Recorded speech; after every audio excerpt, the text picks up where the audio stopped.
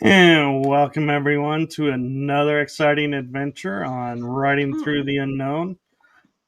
Ooh, what a day to have for disclosure. Yes. That was an epic show that you just did. Those power high skies, amazing. Yeah. Hey, you're up there too. No, I'm like following on after like that great show that you just did. I feel really like, oh my God, like imposter syndrome kicking in here. But it's always a pleasure to be here. Thank you so much. Yes, and what I thought would be, in full transparency, we were kind of talking earlier of what are we going to discuss and everything, and I thought about you're right, coming off of that show. Yeah. There is something really unique and powerful, I believe, that you and I are starting to work on and collaborate about. And so I thought, let's start there, and then we can go and cover the other topics we were talking about, like your conference and your cards. So yeah, what I will let you handle the disclosure of what's coming between okay, that we're collaborating on. Yeah, so we're doing a new segment, and it's going to be an SSP experiencer, like a round panel discussion, that kind of thing, discussion panel for people who are maybe you're not new, but maybe you've not showcased yourself before. Maybe you've got lots of experiences or memories, and you're looking to really start to come forward in a safe space to be heard, to be seen. So we're primarily opening up a sacred space for people who are new experiences to have a place to talk about what's been going on with them. Yeah. So Yeah, I think that's a beautiful thing. And I think, when I look at, of all the people to host this and put it together, I can't help think that you and I are like in the perfect position because yes, we've been at it for a while, but yet we're also still in the forefront of, we're not as, knowledgeable of things as some of the others are. And so it's like we'll be able to relate and be that safe upbringing and to show people, look, just because you don't remember something doesn't make it less credible because look at us. Yeah, honestly, because for me, it's been a real whirlwind. Like, over the last 2 years, there was like no information, or there was memories, but no context. And then February last year, bam, my records opened. It was as if it'd been waiting to open at that point in time. And I got so much information come in a short space of time, so many activations back to back to back. It felt like a quickening of energy that I was suddenly catching up, and it was as if I'd been handled to the point of I've been hidden for so long that they wouldn't let me see. They wouldn't even let me get into like X-Files stuff anymore or UFOs. Everything had been hidden from me, and everything about me was just very strange and not really there until February 2025. And then so much fell into place, and I felt like I've been like running behind everybody now to catch up, to understand the language, to make the connections, to find that soul family. But you know what? We're finding each other, and we're all over the globe. Yeah. So it's amazing how we're all coming together.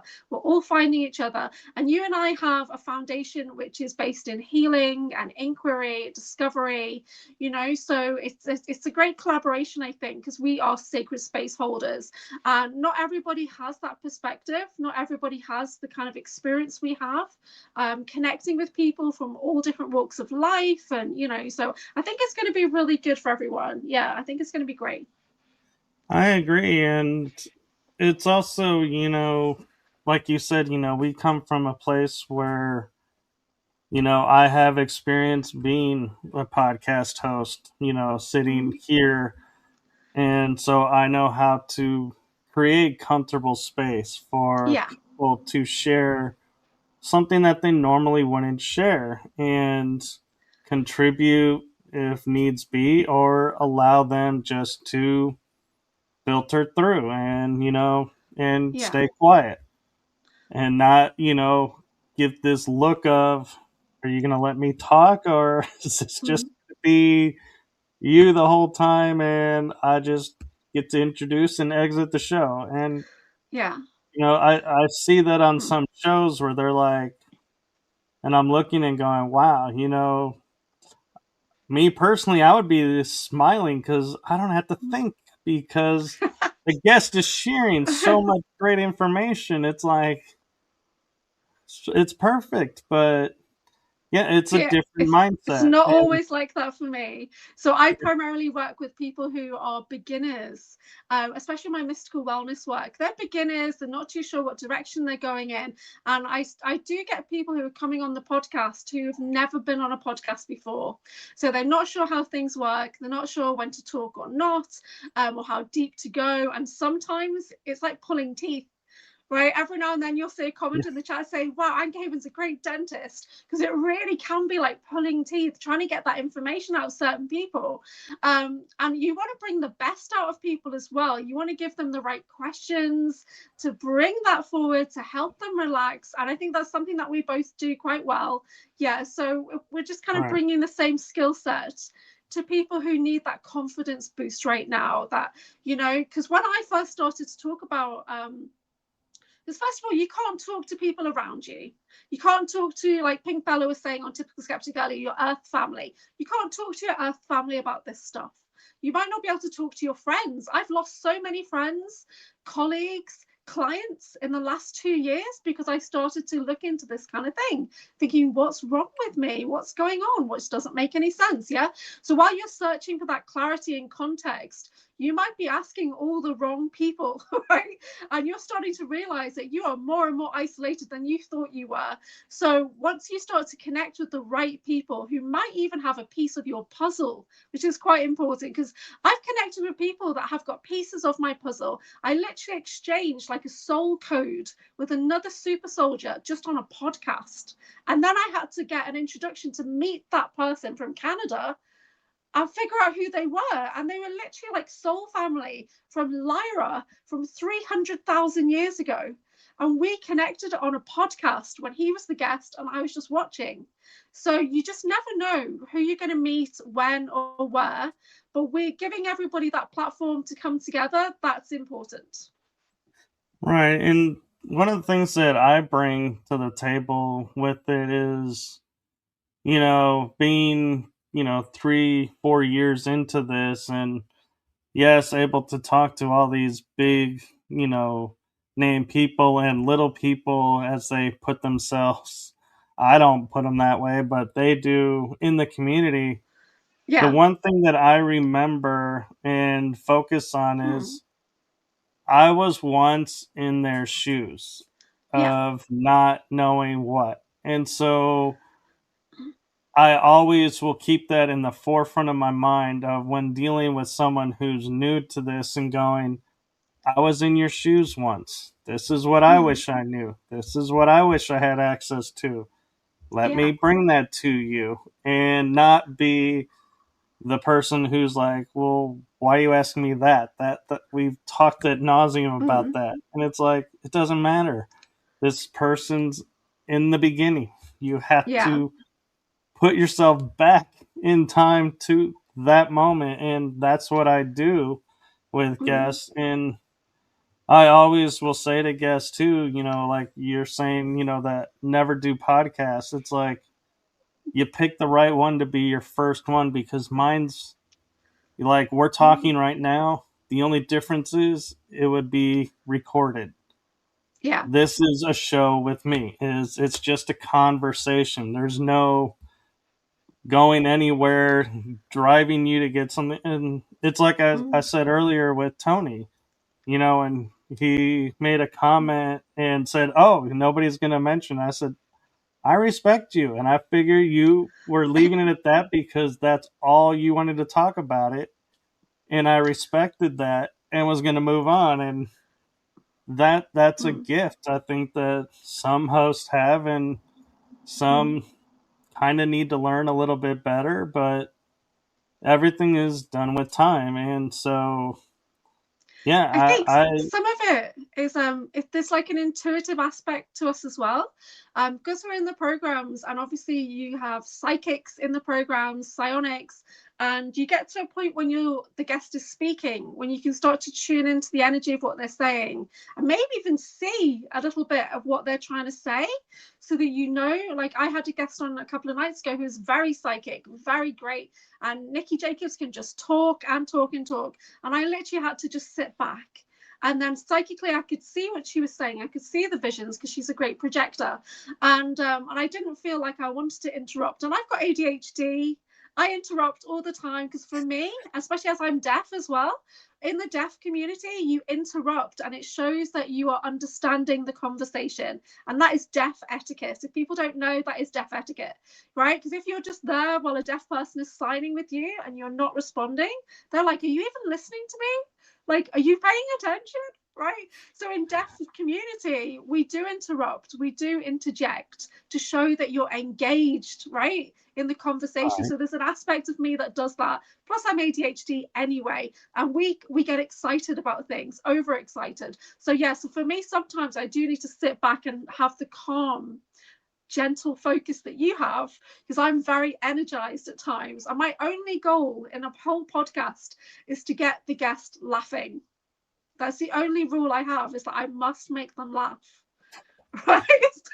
So, because I'm a That's a good certified rule to laughter have. yoga leader, right? I'm a laughter yoga leader, and if I can't make you laugh, then who can? Geez, do you know what I mean? When that's literally like one of my jobs, is to make people laugh. Yeah.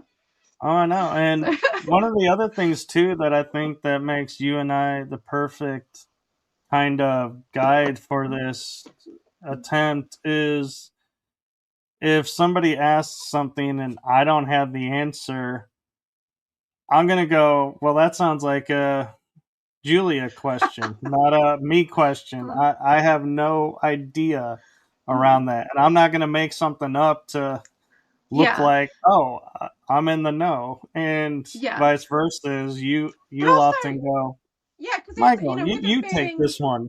with it being a panel discussion as well, we're not looking to say that anybody's right or wrong if they're sharing their experience. We're just there to listen, yeah, and be that supportive space. So if people have questions, then everybody will be able to chip in with something that they have, because I have a specific specialty, just like you do. We have different focuses. We've researched into different areas, or we talk to different people or follow different podcasts. So some things do not come into my awareness because my guides will not allow them to, or the handling that I have does not allow me to look into certain areas. Yeah. So, but you might Yeah. have a real in-depth into that, or you've read books about a certain thing, and because I talk to people all the time, and I'm like, what I noticed, because when I had my son 16 years ago, and your brain literally rewires itself after you've had a pregnancy. And I lost a lot of information about movies, TV shows. My entire language was based on TV shows. So I'm trying to get it back, because that's what inspires me, like Star Trek and all that. I love using that language, but my brain rewired itself and I lost a ton of information. Right, I'm not gonna lie, I'm not as smart as I used to be. Right, I'm really not. And luckily, I've got alters coming in who are super smart, so that's nice. But yeah, so my brain changed, so I don't remember things like I used to. So there's I'll that have to kind of take your word aspect. on that. Yeah. I'll have to take your word on that. I haven't had a pregnancy yet, and I don't see having one ever in this life. Well, I'm a guy. you'll go through something similar one day, but you won't have a brain rewired and that kind of thing. Yeah, not in the Oh, same way. Yeah. I've had those kind of moments, but Yes. a mutual friend of ours has a comment for us. Mm. Gina Virginia Oh, Casella Gina. says, "So awesome, you two doing that. Stories are medicine." Yeah, so we've got the Gina Virginia Casella Summer Days Conference coming up on the 13th of June. It's a full day event, and the last one was really amazing. Michael did a talk last time. I'm doing a talk this time, and then we'll be in the moderator team as well. It's going to be a really cool event. There's like sound baths throughout the day. There's guest speakers on every hour. It's a really cool day. So you can check out Yeah. Gina's channel and go to her Buy Me a Coffee. Tickets are available, and guys, it's Canadian dollars, right? So when you look at it, remember it's in Canadian. Yeah. So, but it's definitely worth it because there's a great list of speakers and basically experiences throughout the day. I'm going to be doing a talk on my Anchored in Shadow Strength series, and it's going to be Whispers of Remembrance. I'm basically talking about how I realized that my life was not what I thought it was, and how I kind of got onto the awareness of those special access programs, the SSP, the super soldiers, the targeting and things like that, and how it always been there, but I didn't realize what it was. Right. So, and then suddenly, boom, yeah, that comes in, and you think, does this even apply to me? Then yes, it applies to you. And this is one of the reasons why Michael and I are having this group that we're putting together, the SSP discussions, which is hopefully going to be, we'll hopefully have one this Saturday, but we still need to work on timings, and everyone's on different time zones, so it's not that easy to schedule a panel discussion, is it? It's not. Yeah. How did you get the three guys earlier? Are they all on similar time zones? Actually, two are on Pacific and one is on Mountain, and I'm on Central. So it confused me at first, and that's why I was like, I messaged you and I was like, oh my God, I just realized this is 2 p.m. Pacific time, which is 4 p.m. my time, and we were doing this show was originally supposed to be at 5, and I was like, I'm not gonna be able to make it. Can we please? The time zones even mess with me, and there's a state that it drives me nuts when it comes to scheduling, Arizona, because they're in Pacific time, which is 2 hours behind in the spring and summer. But in the fall and winter, they're an hour behind because they go to Mountain time. It's like, what the hell? The state's not moving. Why are you jumping time zones instead of like everybody else just going an hour ahead, an hour back? It's like, seriously. That's mad. Yeah. So I'm in the UK, but I work on Eastern, and that's because I moderate on the Typical Skeptic podcast, right? So Eastern time, Jason and I call it Typical Skeptic time. So my whole business is based on Eastern time zone. So I get up like 5 a.m. my time to do a midnight Eastern show. And then I will do that for a couple of hours. I'll do some admin, and then I'll go into meditation for a few hours, and then I'll get up, and then I have on 3 times a week I have wellness groups for my UK ladies, and that's actually 8 o'clock UK, which is 3 o'clock Eastern, and then I'll do podcasts after that. So my day is long. My day could be if I can get 3 hours of sleep, then I'm happy, because I get a lot of nighttime targeting. So I better have a nap in the middle of the day, or I do a deep meditation in the middle of the day, and that's how I refresh my energy. Because everyone always asks me that question: how have you got so much energy? I don't sleep. I work with crystals a lot. I drink a lot of Pepsi Max. So yeah, that's how I live. Oh, there it is, the Pepsi Max. Pepsi Max. But you know what I discovered recently? There's that the aspartame, I don't know what you guys call it, is used in mind-wiping devices. It's also a cancerous agent, so you might want to keep that in mind too. Carcinogenic, yeah. So, but it was the mind-wiping one. I thought, geez, there's me blaming everybody when I've been mind-wiping myself. Right? For 30 years, right? I've been mind-wiping myself. That's the worst. I'm programmed to mind-wipe myself. Yeah, I'm picturing taking the device from the Men in Black and like keep flashing yourself and going, what does it do? What does this do? Yeah, I just keep flashing it in my own face like a moron. Yeah. So that was a bit of a wake-up call with that one, and I realized, okay, because I've been on Pepsi Max for 30 years. And when I talked to Sean Bond about it, he said that there's like 1 trillion contracts with PepsiCo. And PepsiCo are not just on planet, they're actually off planet as well. Right. Oh, yeah. So my clones are even probably addicted to Pepsi Max as well. So yeah. Probably why you drink it. It's messed up. Yeah, it's messed up. It would be interesting to see if you started drinking it when you brought your first clone and reintegrated.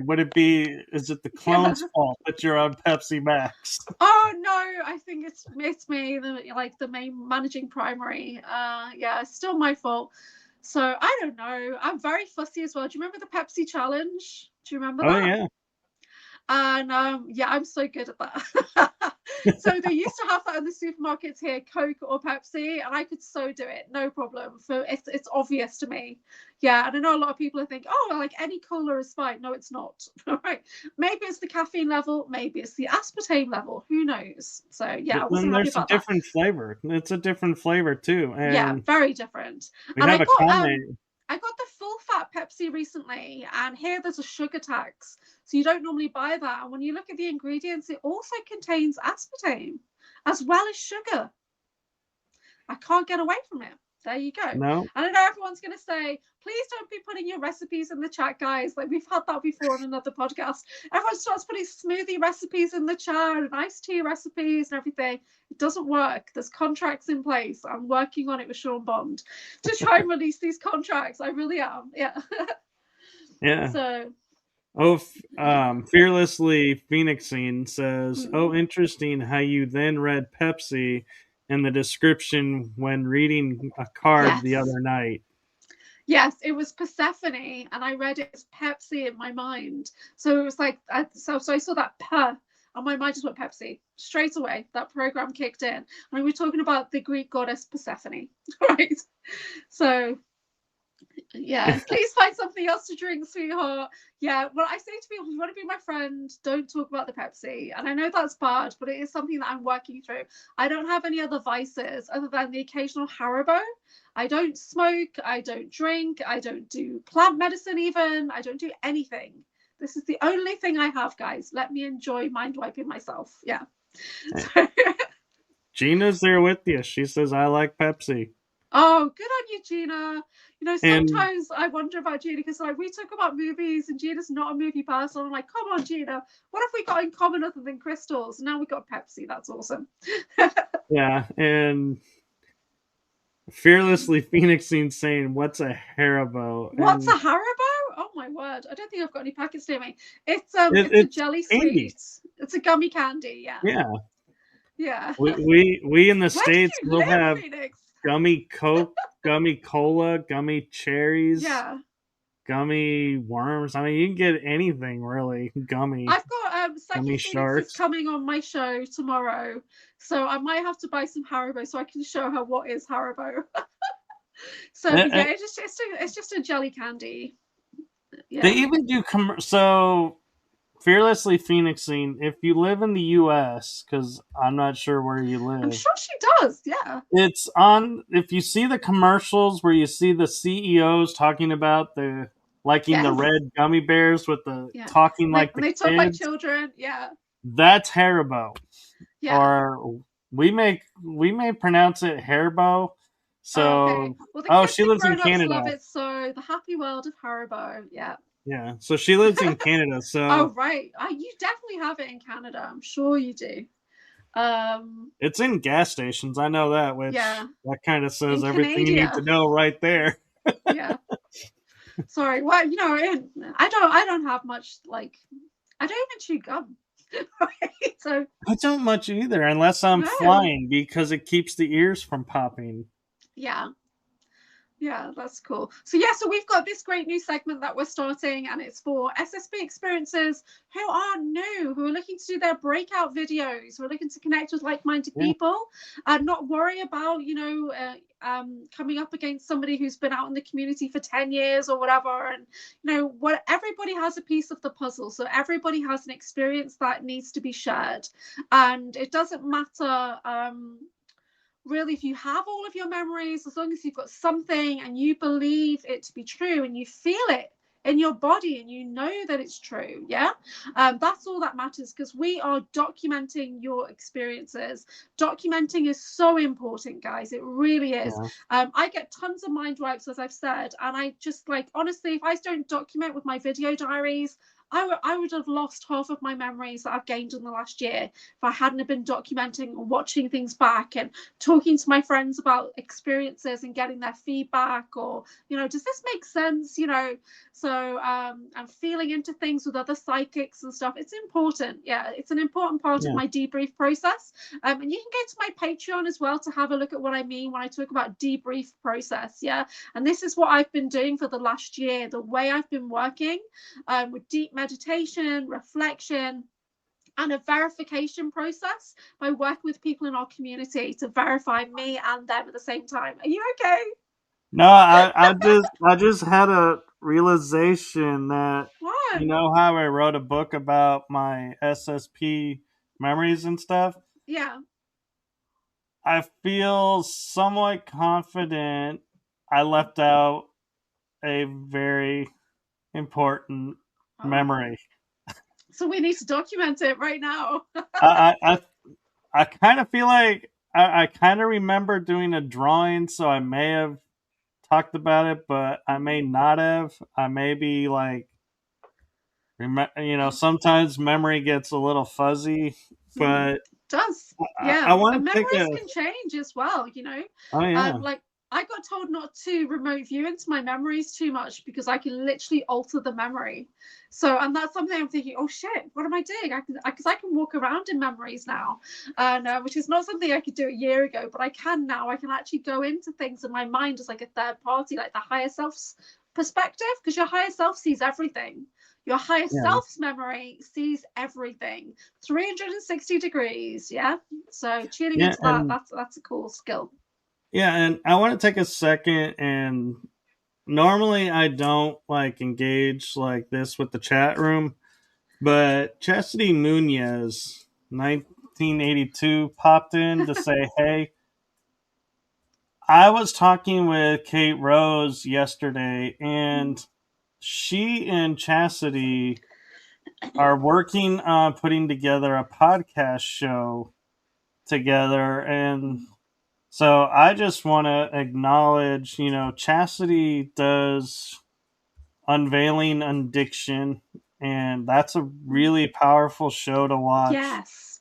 And I, got to meet her and hang out in Florida with Kate Rose too. And I am so excited that they are teaming up and their new show sounds so amazing. And I can't wait to have both of them on this show to promote it. And yeah, I'm with you, Jason. Yeah. I'm so glad they linked up because it's such Yeah. a powerful message that they're It's bringing. really important, the unveiling addiction in our community, because a lot of us have been through so much trauma that we've all gone into different areas and gone through lots of different phases in our lives. And a lot of people have gone into different vices. And that's not something that I've got experience in, so I can't really talk about it. But I know a lot of people do. And it's great. It's great that that's there to support people when they're going through these things, because it's not an isolated thing. It's pretty much majority of our community have been through something at some point. Yeah, so that's really good. Yeah, so I But look forward to that. but the important thing to think about too when, talking about addiction is we all get the connotation of addiction of being alcohol, pain pills, or hard, drugs.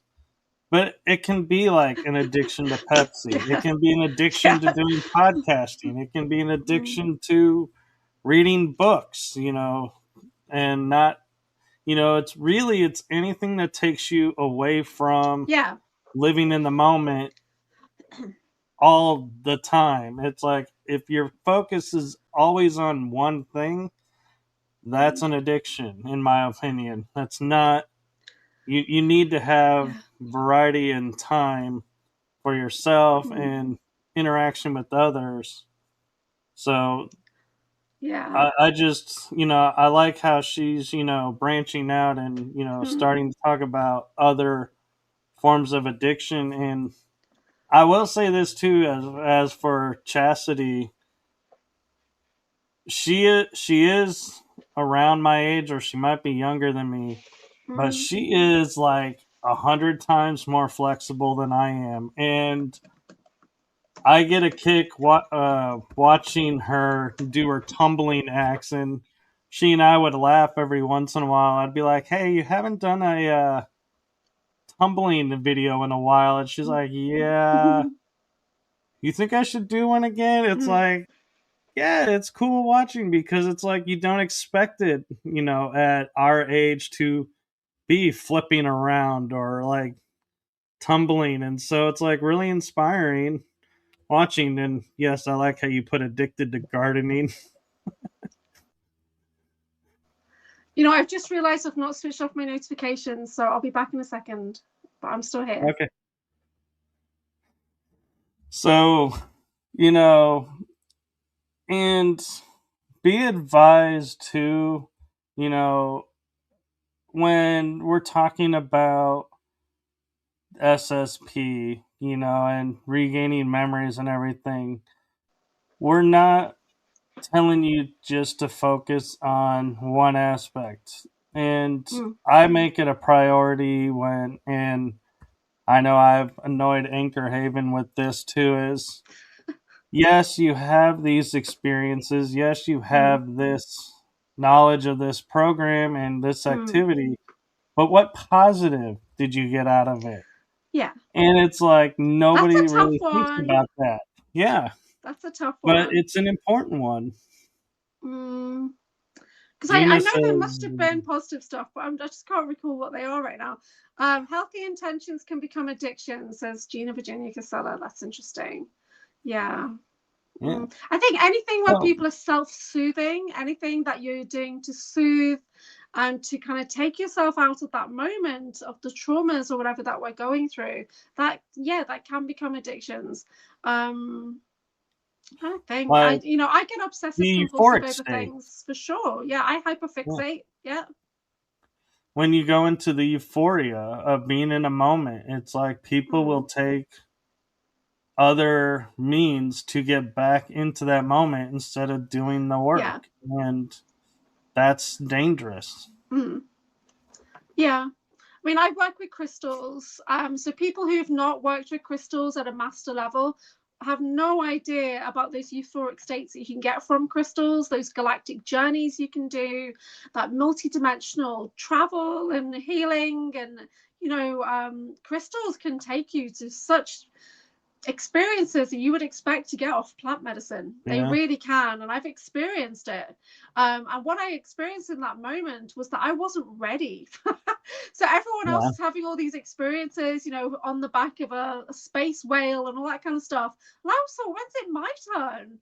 Why aren't I having these experiences? And then one day I got the opportunity. So as a crystal therapist, you do these different layouts of crystals around you, and this layout was so empowered into the higher chakras that my stellar gateway opened and I was off and I was blinking through portals, and I saw myself. I was lying on the bed.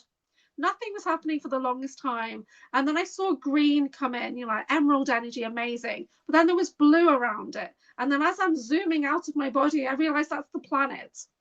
And then I started to blink in through portals, opening portals to other galaxies. This is off working with crystals. So people who look outside of themselves for all these drugs and things like that, there's no need to really. When you connect into the earth medicine, you're going to have amazing experiences. So I do. Obviously, I don't do a lot of galactic crystal work right now, but I have experienced it, and I discovered that my body was not physically ready. So I was split consciousness. I was the galactic being in space, but I was also me on the table. And I looked back at me and thought, she's about to have a heart attack. Right? This is not good. So I had to come back into my body and make that conscious choice of I'm not ready, but one day I will be. Yeah, once I get myself properly in balance. Yeah. Yeah. And, the important thing going back to, our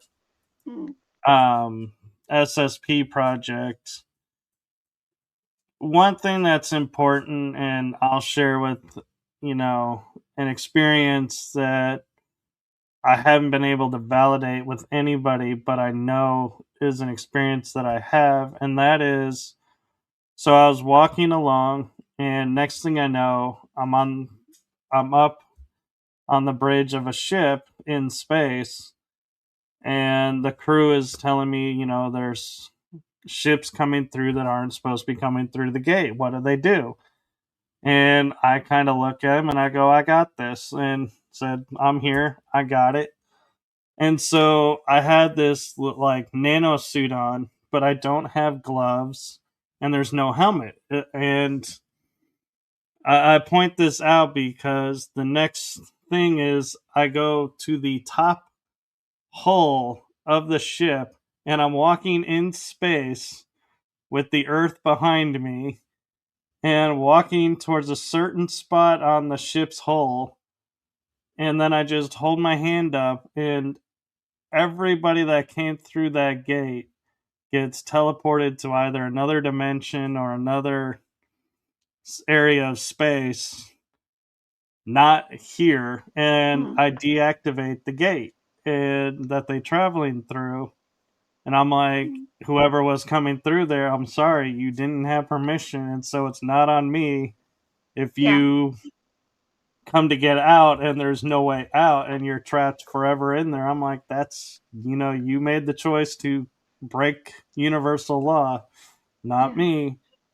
And everybody I talked to in SSP is like, that's impossible. I've never heard of anybody walking in space without proper gear. And I'm like, well, and then I started thinking, well, maybe that's not Do you an think SSP maybe you're memory. synthetic? Because But synthetics don't need to breathe. well, no, well, maybe, but then I was like, when I was researching for the book, I read about Solar Warden, and somebody had said you're a part of Solar Warden, and I was like, I don't know what it is, so I didn't pay much attention to it. And the definition of Solar Warden is they're protecting the space above our planet. And I was like, well, that's what I was doing. So yeah, I guess it is Solar Warden, but Yeah. the fact that I could do it without a helmet and gloves with bare skin in outer space, it's like, how do I could easily go, well, that's, I Ishmael guess. Perez. I think he's spoken about something similar. Ishmael Perez. Something about his DNA makeup allows him to do that, but it makes me feel like you are a replicant or a synthetic, and then you don't need to breathe if you're a synthetic, like Caldell Show that John Whitberg talks about, because they don't need to eat, they don't really breathe. Well, their body is not human, but their mind might be, and the well, we're all consciousness is still there. Yeah, we're all hybrids, and I'm a hybrid, so it could have been the starseed side of me kicked in and was like, "Hey, don't need to." And Wizard Whitkiss, and we all know who this is, says nano environmental adaptive suit. I have memories of that type of suit, so that's cool. It's little things like that it's like, okay, I'm not alone in this.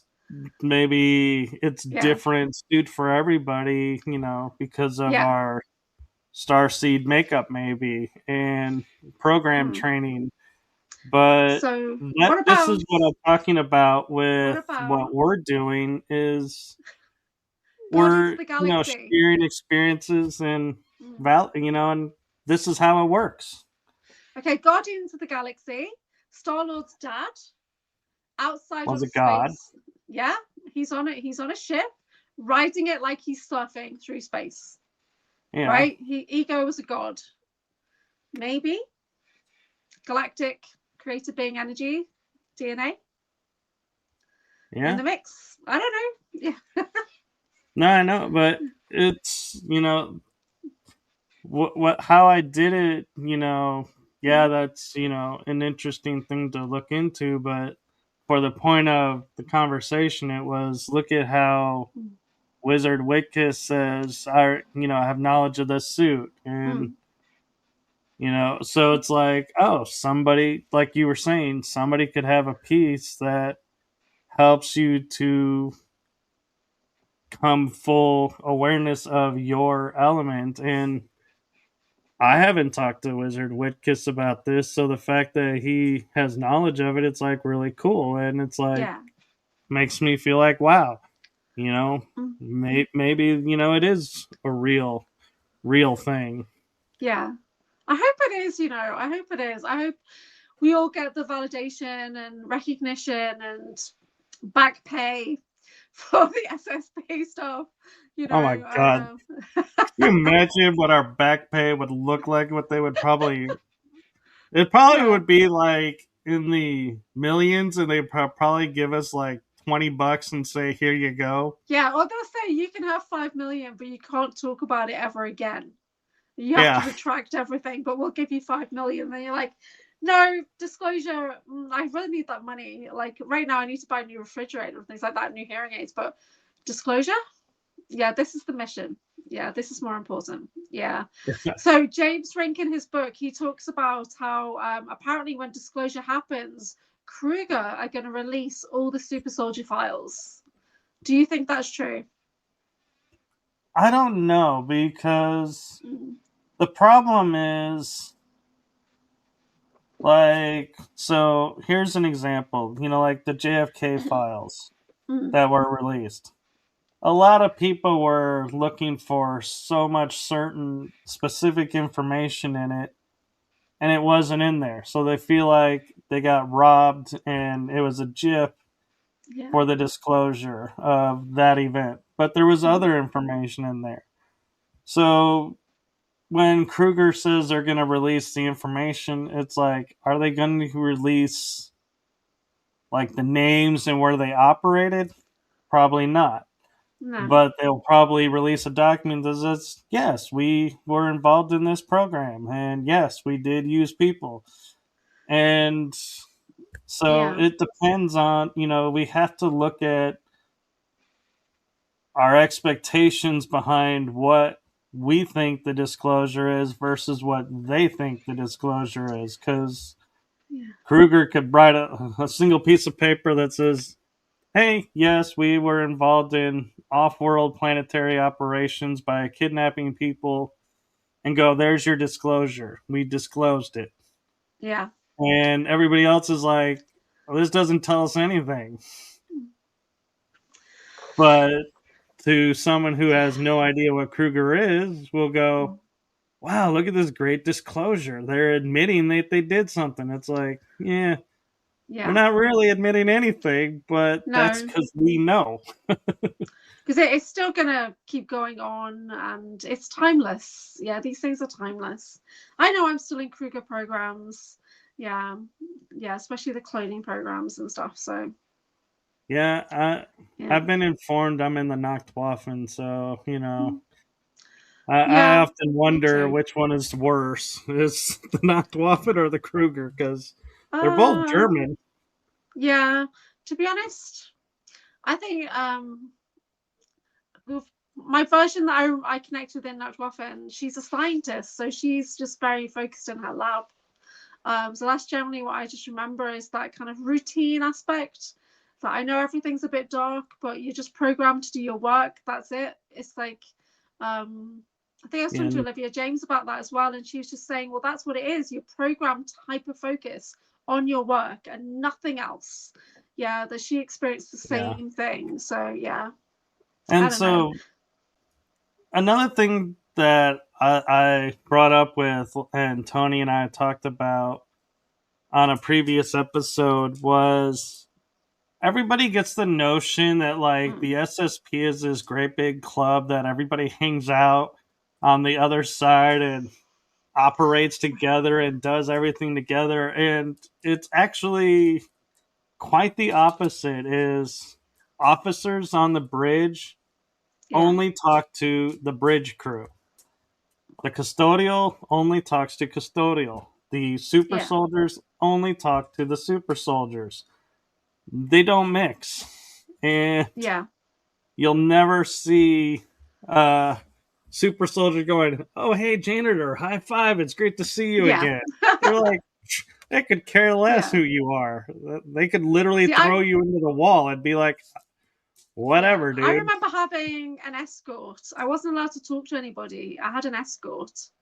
And Olivia James said that she had a similar situation where she was in her office on Mars for Mars Defense Force, and she wasn't allowed to really engage with anybody. She had to do her job.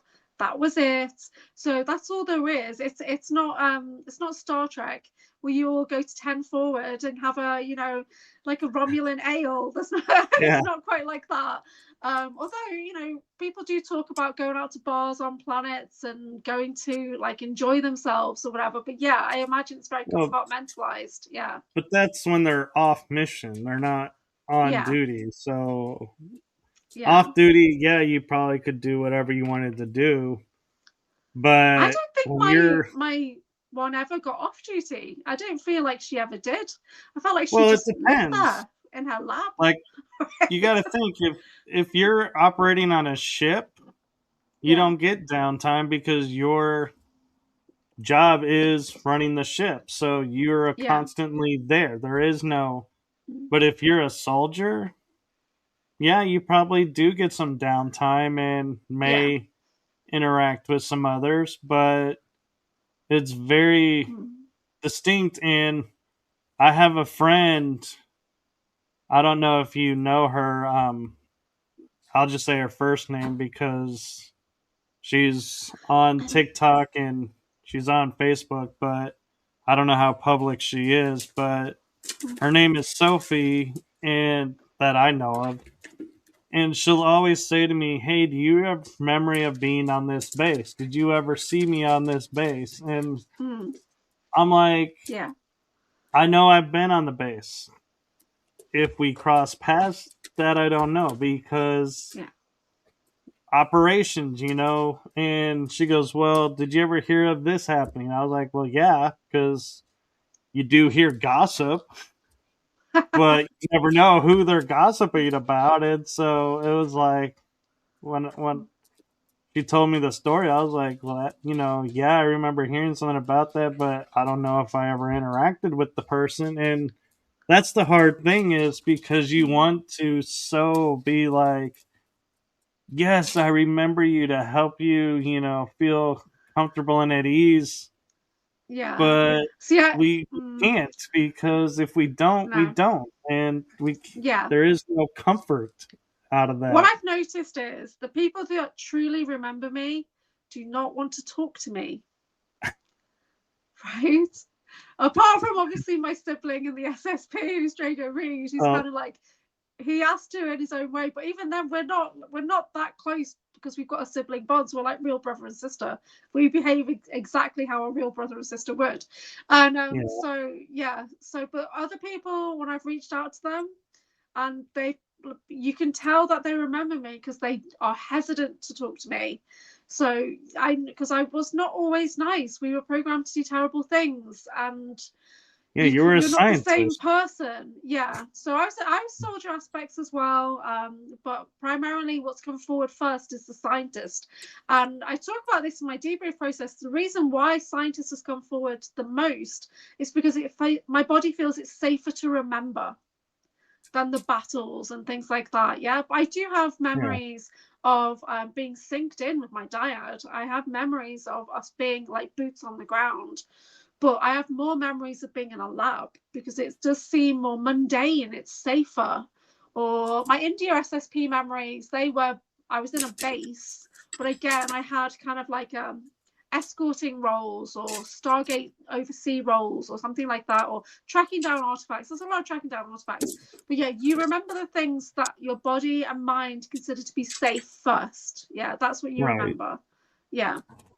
And somebody has seen me in a lab, and I was like, yeah, I doubt I was the scientist because Um, me and science, we don't necessarily get Well, see, along. It's like, I'm not great at science. I think I got like average marks on my sciences, which is why I was quite amused.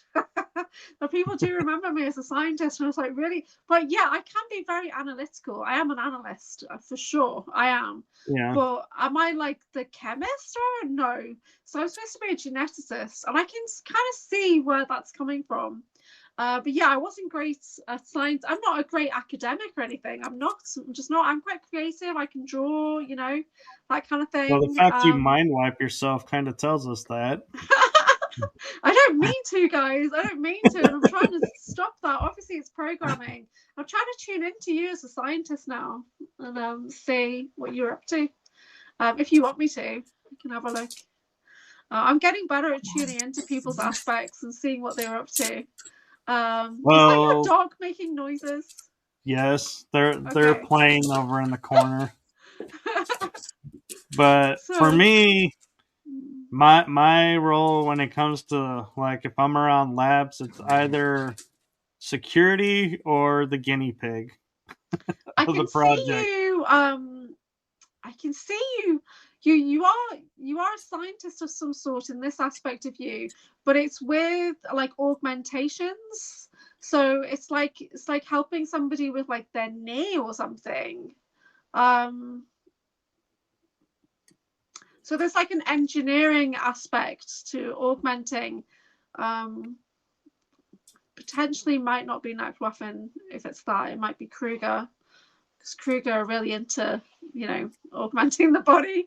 But yeah, something like that. But you're not alone in that lab. There's other people there. You still look like you, because I can see your soul essence, you see. So that's why everyone still looks the same to me. Even when While they're you're not. looking into that, I will say something that I think is very important for anybody on any level with the SSP is what your aspects do is your aspects karma, not yours.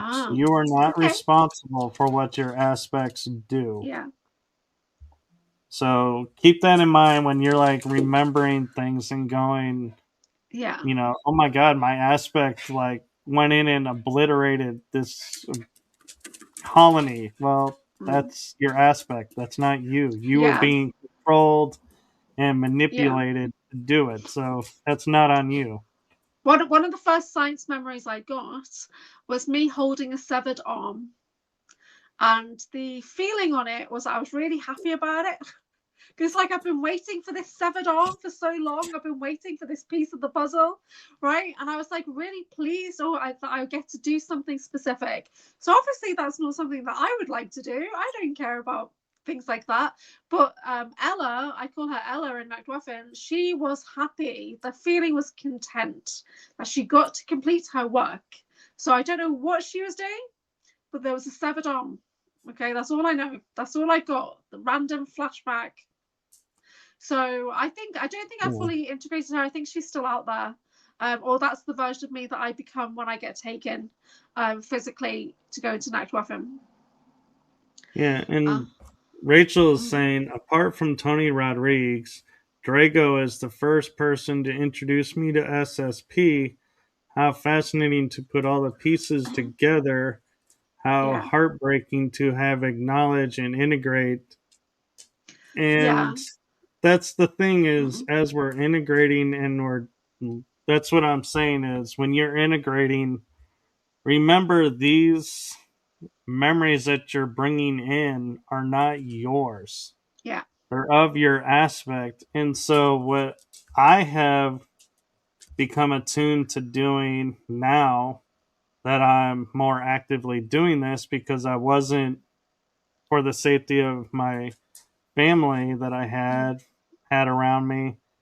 I wasn't engaging in this, but now that I free, of anyone else around me, I am going in and as I'm taking in these aspects and the knowledge of what they've done, yes, I acknowledge the darkness that they've done, but I look at what skills do they have. Like an example could be is, let's say hypothetically, it's a augmented super soldier who can do a lot of things. Well, I can integrate all those abilities and use them for light and integrate that and acknowledge, yes, you did these horrible things, but that's what you chose to do because you were being controlled by whoever was controlling you.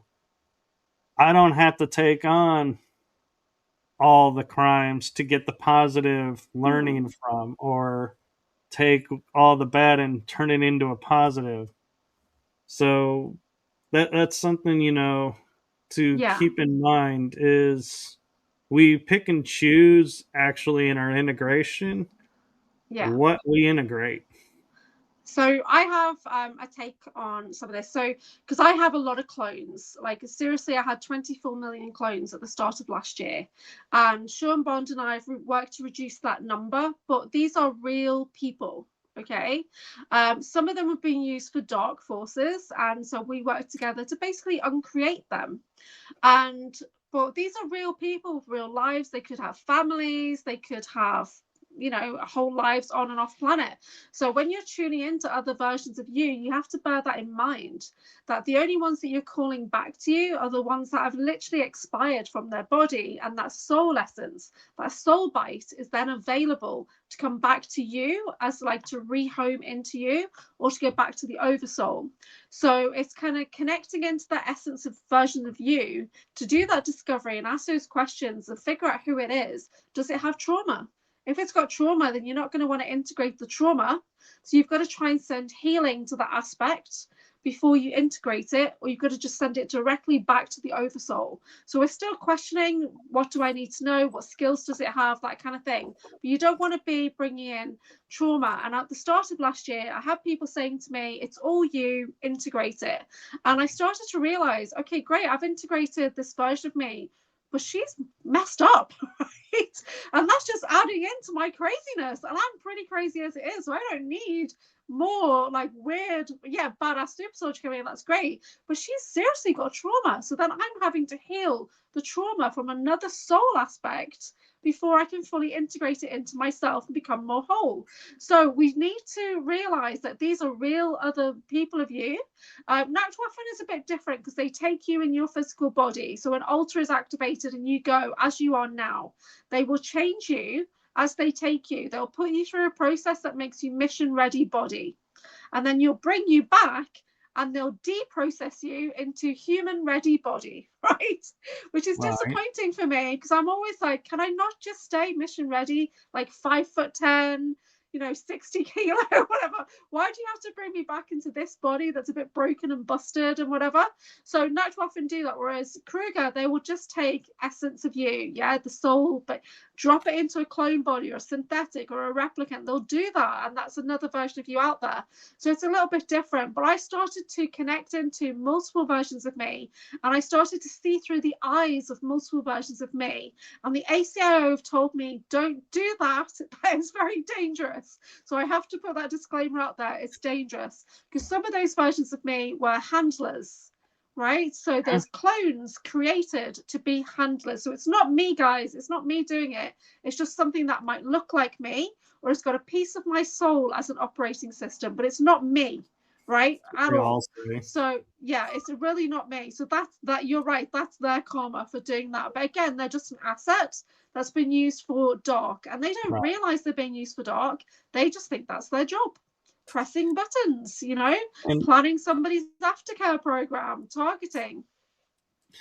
And you brought up an interesting point that I had asked last year some of my friends in the SSP is, when an altar finishes its mission, it's removed, deleted, turned off, and recycled or restarted for another mission somewhere else. But these missions can go on for 20 years. They could have family, kids. What happens to the altar's family and their friends? All these connections that they made, when they're basically turned off. And so that's something that I feel like is, I think what sets some of the people in the programs aside from others is we're looking at, I understand my role was turned off, but what about the role and the timeline for everybody else? Did they just cease to exist because I no longer exist there? Or do they go on and forget I was ever a part of their lives? Or, what happens to all those families? It's exactly the same as that person's passed away. But what's different is their soul essence from that being, that body, the being has gone back to rehome. And it's rehoming back into your primary version, which could be you, or it could be you on Mars or whatever, right? So if you're calling it back, then it's likely you've got like a primary managing aspects to you. And So it's 1 a.m. So every 15 minutes at this time of the day, my internet router starts to update. So every 15 minutes, I start to phase out. So I was like, it gets fuzzy, and I'm like, is it on the clock? Yep, it's 1 o'clock. Right, goes to 1:15. So this is what I'm dealing with this time of the day, guys. Sorry.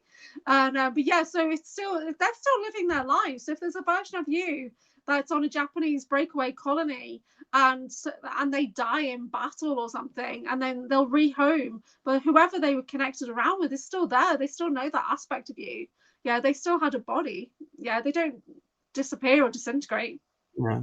To me, Yeah. the worst part of the projects, and I know this is going to sound cold to everybody who's like gone through like the mind breaking and all the really nasty, you know, traumas to be broken, to be molded into what they became. But in reality, to me, the worst part of the programs is if we get hurt, we go into a machine and we're automatically returned to prime condition like super fast. Here on our planet, if we get hurt, it's going to take you a really long time. And to me, that's the worst part about being in the projects is knowing there's tech out there that could totally fix everything that's ailing you in a minute, and you can't access it here because they won't allow it. To me, that is like worse than being broken, because at least, being broken, you're like, I don't know anything else. This is all I know. But when you know something is better out there, a better option, and it's being purposefully withheld, that really sucks. See, I know people in our super social community who are actually quite happy when they get taken, and they just welcome it because life is better off planet. Yeah. And so they're happy to get taken 4 or 5 times a week. And it really is 4 or 5 times a week, guys. It's not just once here and there. You're consistently taken on different projects all the time, right? And so they're happy because they get to live that life. They get to live in that future city, doing, working with their weapons, being a specialist, doing whatever it is they do. And they like it, right? And honestly, right now, I probably would too, right? We're targeted here. There's no money here. And me and Draco are not even from this actual timeline, right? So when you're not from the original timeline where you were created, there is no abundance for you in that timeline. Wherever you go, there is zero abundance because you're not meant to be there. So it's always going to be a struggle. I think I heard this from the ACIO. It's absolutely insane, but I'm living it. And I can say that feels true to me. Of course, I welcome abundance coming from expected and unexpected sources, and all tips are gratefully received or whatever. But it is tricky when you know that you're in this mundane life. And I was literally mind wiped to oblivion, put in suburbia, and made to think that I was just a regular person that couldn't relate to anybody, that no matter what I said, it was always going to be taken the wrong way. And whatever environment I was in, I always felt like I was alone, like grey in the corner. Do you know what I mean? So I've always been that person that never fitted in anywhere at all. And so it is nice when you meet soul family and like-minded people. That is reassuring. That is nice. Of course, we all still feel exactly the same. We don't really fit in, that we're still trying to find our place, which is fine, but it's because we're not really from here. We're living multiple lifetimes at the same time. So the version of me that's 15 years old, I met her last year in the here and now, and I embodied her in the here and now. So at 15 years old, I was running time missions, right? At 15 years old, I was tracking and tracing assets. At 15 years old, I was retrieving artifacts and going through stargates and things like that. And the reality of, if that's true, it just blows your brain of, well, how could you have a normal life here? How could anything ever make sense if there's a bleed through of that coming into your everyday? And you're going to feel like a right weirdo, aren't you? And that's the life that we're living. There was a book that I had at 15 years old, and it was This Place Has No Atmosphere by Paula Danziger. And it's about a girl whose family has to go to a breakaway colony because the dad's got a job off planet, right? So she has to leave her human friends behind to go to a human breakaway colony. And that's the book I was reading at 15 years old, which of course now I'm like, oh my God, that's a total activation. That's total disclosure.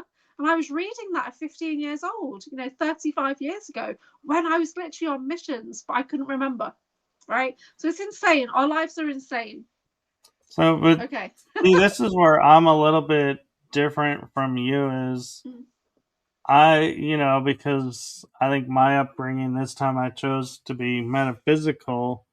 One of the things in metaphysics that we like to talk about is, we try to find living in the moment, where all of time exists in one single moment. And when you say that to somebody, to them, they're like, there's no way I can be in the past, present, and future at the same time. But because of the projects and the programs that we've been through, where we do go back in time or go forward in time, yes, we could even go forward in time and operate.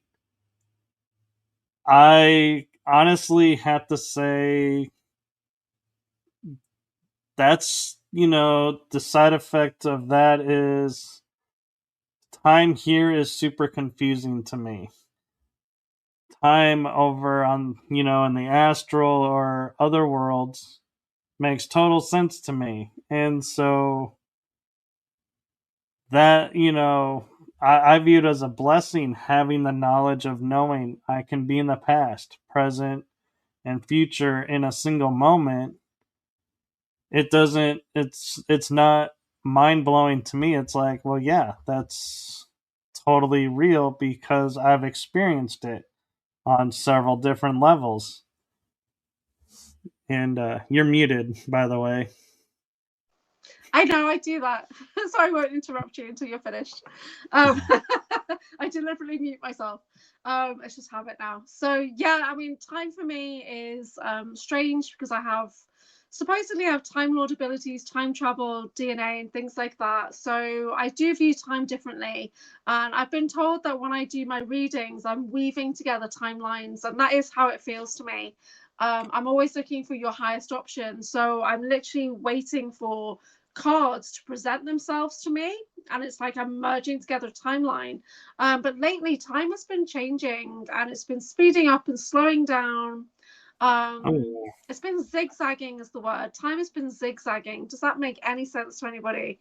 So yeah, time is not what it used to be, for a start. I mean, I had an experience which I probably already told you guys, that me and a mate of mine said, let's meet somewhere in 5 years' time. And I woke up the next day with the memories. I'd literally made it happen, right? And I called forward a different version of Earth and jumped over there, basically, to embody the version of me over there with my friend. So so there's the only limitation when it comes to time is what's in your mind. Yeah. So the more especially when you're working with psionic people, there's no limitation when we start to work together. I see that with Christy Campbell and me all the time, or Sean Bond, even John Whitberg and I, like super like in sync when it comes to like timeline jumping and weaving. And yeah, so if anyone has not read the books by John Whitberg, at the John Whitberg, so The Man with the Periwinkle Eyes, please go and read those books. And they're available free as a PDF on the archive, or you can go to his channel and listen to the audiobooks, and they are amazing and really, really helped me with my recall. Like it gave me so much context into things. It updated my language centers as well, because of the words he's using. I was able to retrieve an artifact that he mentioned in the book. I literally tracked it down and I integrated it into my energetic field. He talks about off planets, he talks about different technologies. They are great books, and he's a really good author, actually. So yeah, so do go. So I've read all of those books. I had reactions to quite a few of the books, and that's because an aspect of my brother is actually a character in the books. Okay, so Drago Reed, who's my SSP brother, has a Japanese version called Yoshiro Surabaya, and I remember Yoshiro when I was Eresu. right? So Arisu and Yoshiro actually have another timeline together, even in this timeline where I'm still young and he's older than me pretty much all the time. But when Yoshiro died in those books, I went into the most massive grief that I felt ever, I think. And it took me days to get out of it.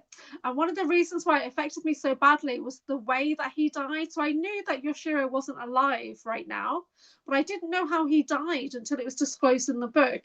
And he died by death by 1,000 cuts. And I knew in that moment when I read that my alters, that's how they like to torture people. I'm not proud of that, but I know that's why. So in some weird, sick way, I've been avenging my brother over and over. Do you know what I mean? How messed up Oh is yeah. that? Right? So, but But of course, I have a fascination with knives, like most of us do. And I am a skilled knife hand. I worked in a meatworks in Australia, so knives are fine for me. But when I read that, and I thought, oh, this makes a lot of sense now. There's a version of me, a Diego Garcia, and she's a disciplinarian. And sometimes I get flashes of her doing that same thing. And it's like, it's gross, but she's like, she takes pride in her work. So I don't know. But yeah, so yeah, read the books. Read the books, guys. and one thing too, and I'm gonna point out because we're talking about Project Oblivion, Yes. is when you become aware and you start your journey of unfolding what has gone on. Yes, you could be targeted. Yes, there could, you could be messed with, but also know you can rise above it. Yeah. And so don't, in other words, I'm trying to put this in a nice way of So I have a lot don't to be say on this afraid to topic. come forward because Yeah. we're talking about all these projects that are designed to put us down, so to Yeah. speak, or being manipulated. Just know that yes, it's a possibility, and you may not be. I mean, Yeah. it really depends on how vocal you're going to be and in what arena you're coming out in, because there's a lot of people who are coming forward on a small scale and they don't get targeted at all. Well. And it's like, and they're like, well, I must be, under the radar. It's like, no, you're not really under the radar. It's just you're not a threat to the Yeah. establishment That's yet. And possible. so, but here's the other thing is, like, for example, when I'm going to use this as an example, David Wilcox passed away. Yeah. A lot of podcast hosts that I'm friends with wrote me messages and were like, hey, if you see me, in the news and they say I did this, no, Yes. this isn't real. And I'm like, what is this? And they go, oh, you don't know about this? And I was like, know about what? Because I was dealing with my mom at the time.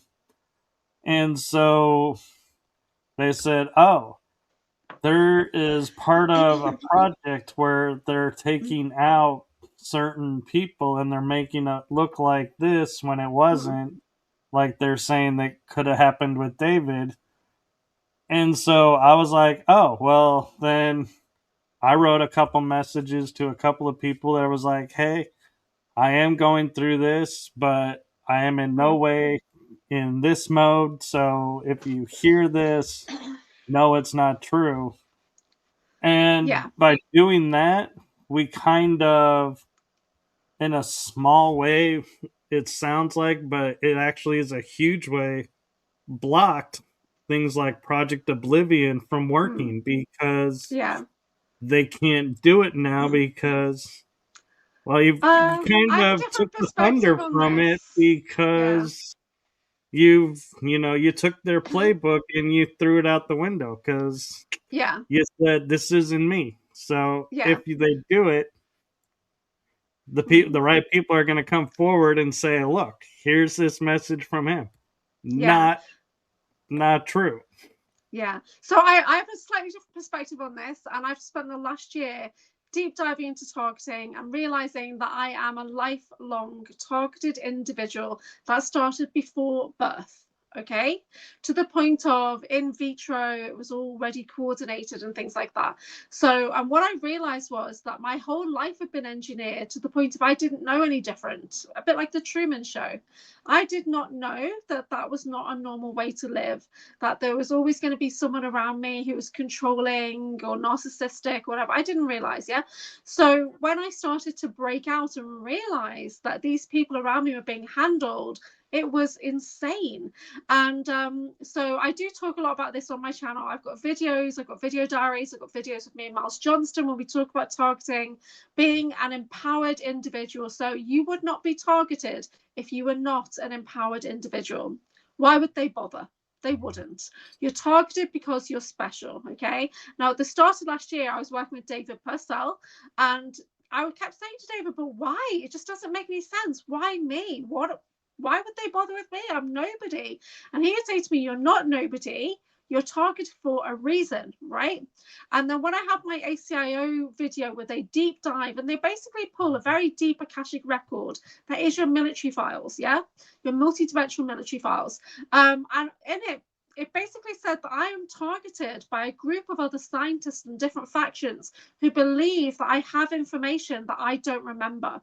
But they can't take that chance. But they can't kill me because I'm literally running 20 million clones, right? So what they do then is they put me in a scenario where I am just basically taken care of. My life is controlled down to the most minute thing. They separate me from my super soldier partner, my dyad, right, my twin, my brother, so that we are weaker because we're not together, because we sync up and we become like a powerhouse team, right?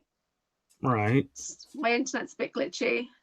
Right. So when I started to realize that you're targeted for a reason, that kind of changed everything, because that built my confidence a little bit. Then okay, so I'm not a nobody, like I've been led to believe that I'm a nobody, that like why would anyone be interested in me? So first of all, the thing to know is you're targeted for a reason. You're targeted because you're special. You're targeted because of your DNA. You're targeted because of your skill set. You're targeted because of your memories. Okay, first of all. And then as we move into Project Oblivion, it was Eva Pico who's coming back on my show tomorrow, and she has Igron, the conscious creator being that she's created through and it platforms through her chat GPT and all that. But Eva Pico basically said to me, think of the SSP as a building. And if you watch Altered Carbon, there's a hotel that's like an AI hotel. Have you guys watched that? So if you think of the SSP as like that AI hotel, when you walk in, all the lights switch on. The host activates, the weapons activate, right? The rooms are ready. And because you're in that building, you've just activated targeting. So as soon as you start entering that SSP building, that narrative, boom, you're suddenly that target. And that will continue until you leave that building, you lock the door, and you walk away and never say those words ever again. And that has happened to many super soldiers in the last 20 years. They've had to completely drop the narrative because it's so freaking dangerous. Yeah. So, Yeah. and when she explained it to me like that, and I put it into Altered Carbon in my mind, I realized what she was trying to say is it's all running on autopilot. Project Oblivion is like Skynet, it runs on autopilot. So as we're accessing that energy, it's all going to be activated. It's not like there's even anyone behind the scenes, possibly. It's on autopilot, okay? But we keep reactivating it by talking about the SSP, by opening that door, by deep diving into things. We are basically the wheel behind Project Oblivion. Okay, this is why in the future it's those the Olympian children who are the hackers now, right? Well, the kids now, but they're going to be the hackers in the future. They're the ones who are going to beat Project Oblivion in the future because it's a program, right? Does that make sense? It does. And when I say, I get targeted and I get MILAB'd at night at times still. as much as I like try to shield myself from it. But I think what the difference is I don't like. So I'm trying to figure out how to word this so it makes sense. I used to, when I got MILAB, I would be very upset and would be like feeling violated, feeling, all these dark emotions, and they would drag me, my energy would start to plummet and go down. Well, in talking to my Wonder Twin, she was like, you can stop this. And I was like, what do you mean? And she's like, your energy, if you stop allowing this to happen, then it'll stop and they'll give up because you're not engaging it. And I started to realize, yeah, I am. The act of the MILAB is one thing, but the detrimental part is I was letting it bring me down and like lowering my energy and weakening me because I was like, I let these people do this. Well, no, I didn't let them do it. That's part of the program is they made me believe that I let them do it. And so that's what I mean when I say we can overcome it is we Yeah, rise above and take our power back and realize yeah, and when it happens we don't give more power away. We go, oh, you did that? Well, let me show you what you really, have yeah. unlocked and then turn the tables on them. Yeah, because we're And still sovereign beings. We can call right. forward those contracts. We can void and cancel, destroy those contracts. So your higher self agreed to those contracts, right? Well, we're here in the here and now, sovereign cosmic beings, and we can say fuck that. Right? I've got a scorpion tail. I literally send my scorpion tail through the contracts, shredding them. Okay, but there's more. There's always more, especially with the freaking Zeta Greys. There's always more contracts. And you know what I even feel like, and I know this probably isn't true, but it's like, when you're on a website and you've got to agree to something and there's a big long page that you're supposed to read through. So you just scan to the bottom and go, I agree. I believe in all of that garb. It's about SSP. That's how I feel. That it's about Oh yeah. military abductions. I really think it is because nobody reads it. And if you did, you probably wouldn't understand it because it's in legalese anyway. So they changed the wording so that you don't understand it. But I like how you call her your Wonder Twin. I don't think my sibling twin would be happy about that. So I think I'd have to call him my ultra twin. He might like that. I don't know. So if I could start to call Drago my wonder twin, he'll be like, girl, shut up. So yeah. So yeah, Well, I'll call him my ultra and twin. you and I have an interesting persona as well because I, met my Wonder Twin on shows and we Oh, collaborate and we, help each other and we've kind of grown together and help each other mm. where, that's how our relationship unfolded here and we, support each other and that's great, but that's not everybody. Some people their Yeah. experiences, yes, you're my twin, but Mm. in the programs, but here we're nothing. And Yeah, that's there's a lot of okay. different dynamics. So somebody gave me great advice, and it's that if you identify your trauma twin, do not have a relationship with them at all, because a lot of people try and have a romantic connection with their trauma twin, and there's a lot of like false connection there sometimes. So I'm quite fortunate that my twin is actually a sibling bond. So we identify with each other as brother and sister, and that is it. But like a normal brother and sister, we are not friends in the same way. And where I don't have that many memories, he's got thousands of memories Yeah. of me being an absolute psycho, right? So that And, he's trying to process that, and I'm trying to catch up and think, why doesn't he want to talk to me? Or maybe it's because he remembers you being a psycho for like 1,000 years or whatever. But we get on fine, all right? And we support each but other's work because we've got an aligned mission we have. but we really have a sibling bond, just like I would my brother in the here and now, who's called Kevin. I haven't spoken to Kevin in like 20 years because we just don't get on. Do you know what I mean? So I'm probably closer to Drago than I am to my actual birth brother with my host family, shall we say, my surrogate family. So yeah, so it's a very different dynamic. Not everybody will have that connection. So when people are always searching for their trauma twin, for me it was different because I knew that there's a person standing next to me that's always been there my entire life, that person is right next to me energetically, but I couldn't see them, but I could feel that they were missing. Right. So when I did a video with Jessica and I said, I feel like there's somebody standing next to me who's witnessed everything. We've been through things together, but I don't know who they are. And then that's when she said, do you know Drago Reed? And then in that moment, that's when memory started to come in. And to that point, I've been literally avoiding him. Right. I've seen him on podcasts, and even like one or two people have said, oh, you should get QHHT with him. And I was like, no, not for me, not for me. And my body was literally saying, there's trauma there. There's trauma, right? Do you want to go? No. If you go that way, you're going to hit the trauma, right? Yeah. So, I'm going to interrupt for a second because Rachel brought up a point, and I think we need to clarify because she was saying trauma twin, soul repatterning, question mark. A trauma twin, that is a term. Some people use trauma twin, some don't. You put the word trauma in front of it. It refers to when we're operating in the programs, we operate in pairs.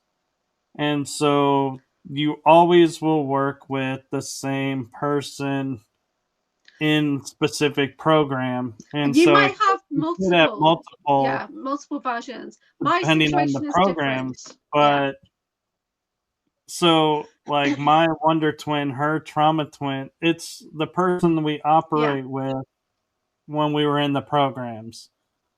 So it's not, we're not referring to like on a soul level or star seed level. This is something different. For me, it is different, and I'll talk about that in a second. But generally in the programs, you're bonded with somebody, and they do that so that you are literally you're trained together, you're tortured together, you witness each other together, you're used against each other repeatedly over and over, or you're rewarded with time together. There's things like that. So one person, if you've got loads of alters, you might have different trauma twins there. Now, not everybody agrees with the term trauma twin, but a lot of the time, I mean, it was Misha Johnson who said they do pair males and females together because females can be more psionic and males can be more physical at times. So often there is a male-female bond, but there are some people who are male to male or female to female. So it is out there. Now, me and Drago Reed, it's different because we have a dyad bond. So Drago and I probably have other trauma twins for different versions, but the bond that Drago and I have is literally a genetic soul bond. So we're not the same soul, we're from the same soul family. So we incarnated into this world together. But as we came in, we were literally captured in through the lotus field, and we were put into surrogate eggs. Basically, the same egg was split. So we've got the same genetic base code, and this is quite rare. So we've got the same genetic base code, which was then augmented. So whereas he is like Welsh, Scottish, Celtic, I'm Irish Celtic, but we've both got Atlantean and Lemurian and things like that. He's got like a native Indian DNA, and I've got like a Canadian DNA in my base code as well. So together we make like a powerhouse of DNA, but we were separated into a male and female for this particular incarnation, and then we were put into surrogate family. So that egg was then taken and placed into bloodline families. Okay, this is where it gets weird. So I'm in the UK, he's in America. Then from age 5 onwards, I was still taken to the Monarchdom in Toronto to be matched back with him, to be trained together, right? Where he is, even though I'm older in the here and now, we get time dilated, aged and regressed. So I primarily I seem to be younger than him in most of the missions we've been on, which is weird because I'm actually older than him, right? For this particular incarnation. So, but we were taken and we were put back and we were trained together. We were bonded to work as a team. So whereas he would be, boots on the ground, I might be on a ship doing telemetry, feeding things through into his vision. And I can see through his eyes and he can see through my eyes. And I have memories of this, okay? We have memories of this. So we have a telepathic sync. And sometimes I feel that in the here and now that we've reconnected. So when he came to the UK in December to the basis conference, and we literally kind of hugged each other for the first time in a long time, I guess, my energy kind of started to recalibrate. And his energy started to be like, what the hell? So our energies changed. And it took us 24 hours to bond back together, to balance. And you see us do a video and we're totally in sync on the video. Our mannerisms are the same. We're talking and we're just totally like twins. And it's really bizarre. And you see it on the video. And we're saying, yeah, we're in balance right now. So it's like, so we experience what that felt like to be that dyad twin bond. So as a soldier, it's a bit like in a way when you've got Neo and you've got Trinity and they go into that building together and they're in perfect sync. That's what we were trained to do. Yeah, that's the difference between our dyad bond and just a general trauma twin. We were a soldier pair, right? Moving synchronously, thinking in sync. That's what we have, right? That's the difference. That's why it's a bit of a weird connection. And that's why he talks to me, right? Where he didn't have to, you know, he could have just said, oh yeah, whatever, I remember you. But no, we are really like proper siblings, yeah. So for me, it's different with my Wonder Twin, and they were commenting earlier like Wonder Twin powers activate, and I was kind of laughing and smiling because we actually would look them up and we would joke with each other and send the Wonder Twin, and then we would look at episodes and be like, how dumb were these two kids? And we would laugh with each other and make fun of each other because we're like, yeah, the one turns into water, but then they have to grab a bucket to take the water to where they need to go. So she has to turn into a bird to fly him to where they're going. I'm like, wouldn't you rather wait until you're there? It's like, what was the point of changing this? And we were like, mocking each other a little bit, going, See, I like that like you guys have got that duo relationship of stupidity. But then we were like, that at first. I was actually, because the bond I have with my my sibling, my dyad, is very different. We're ultra soldiers. That's it. Well, right. But we are the soldier. That's the bond. Yeah, but there is a difference though. Is we've proven this through things. Is she'll ask me a question, and I will answer the question, and I have no idea what we're talking about. But everything I answer, she has already written down from previous experience. Wow. I had no idea about. So she unlocks my memory.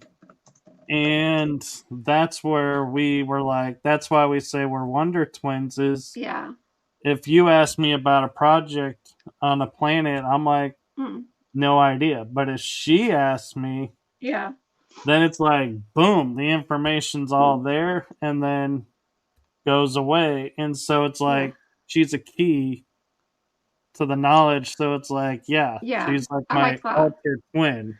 So we're like, this is a weird experience that I had. So last year I was about to have a foot surgery, right? It's quite a major surgery. And 2 days before I was meant to go for an MRI. And the evening before my MRI scan, I was listening to a podcast and it was Dr. Amir and Ileana talking about Drago Reed. Now he wasn't on it. It was just he'd asked a question. There was lists of questions. So they were talking about the ship that he has. He talks about he's got this fleet, right? So he actually has 3 alters that are on the same ship, and the main one is called Commander Merrick. And as they were talking about this, Drago had said, why is it when I look into a particular content, I kind of get knocked out for 15 minutes? And I'm potting around and I'm doing my thing, whatever. And I'm hearing Dr. Amir talking about this ship and about Commander Merrick. And I feel really weird. And I sit down and I literally go offline for 15 minutes. And right, which is mirroring what had happened to Drago. So when I kind of wake up and think, what the hell just happened? My mind was like a typewriter going,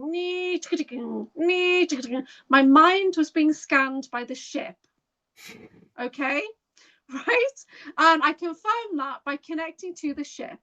So I'm scanning into the mainframe of a ship where Drago reads alter Commander Merrick is the commander of that ship. So I'm thinking, well, similar DNA. I can disconnect from this ship. It seems to be scanning me. And so I started trying to disconnect. The ship thought I was trying to attack it. So they literally bombarded me with energy. It was so much that I felt like I was on fire. And I work with the violet flame, so I know, it wasn't like that at all. I was literally on fire. So I phoned Phil Barrow, the English wizard, and I said, dude, something's happening and I need some help, please. And he was driving on the highway and he said his phone was red hot. I don't know what's going on, but it's red hot. He's going, well, I've seen some kind of commander. I said, yeah, that's it. That's the guy on the ship who's trying to bombard me with energy because they thought I was attacking the ship. So the ship has basically started doing like countermeasures because I'd connected in unauthorized. So he tried to disconnect me. But I was still getting a lot of energy coming in. So at the time, I was working a lot with David Purcell because we were doing a podcast together at the time. And I phoned him up and said, look, I'm really worried here because I feel like it's going to fry my hearing aids, or I'm going to go into that MRI machine and it's going to blow it up, right? Because I'm embodying so much energy right now. And I'm usually a 15 or I'm a 0. I can get to 15, that's fine. But this was like a 30. It's like off the charts, like a 30, right? So, and Dave was saying, my phone is freaking burning my hand. Get yourself outside right now and ground this energy. And I live upstairs. I have an apartment and I just couldn't walk. So I managed to get to my grounding mat and I was dumping energy into the grounding mat. And it started to level up so I could go to sleep. But when I woke up the next morning, it started again. It was scanning my brain. What was actually happening was I was about to go for a surgery. A copy of me was being made on his ship as a backup, right? Because if anything happened to me, potentially something could happen to him because we're synced.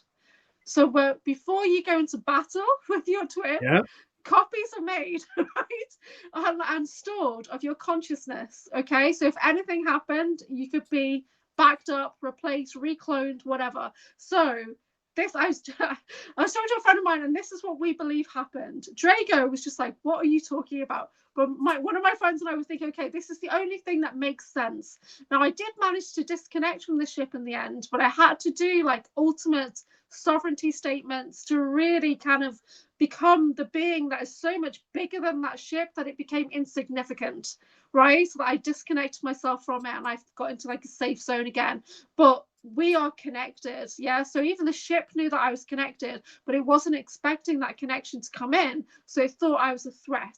Because Drago has set up countermeasures on his ship so that if people try to remote view it even, they will get something blast back. And that's what I experienced, right? So even though we've got a DNA match to some level, I still got some level of targeting, but I was able to override it because I literally am the ship, the same as him, right, in a way. So it was freaking crazy. I've never told that story properly before. So yeah, so that was a weird experience I had in June 2025. And I got through it. I went to my MRI, it was fine. The next day I had my foot surgery, it was all good. But yeah, so I believe somewhere there's a ship that has a backup copy of me, just in case Drago needs the information that's in my brain. Okay, there you go.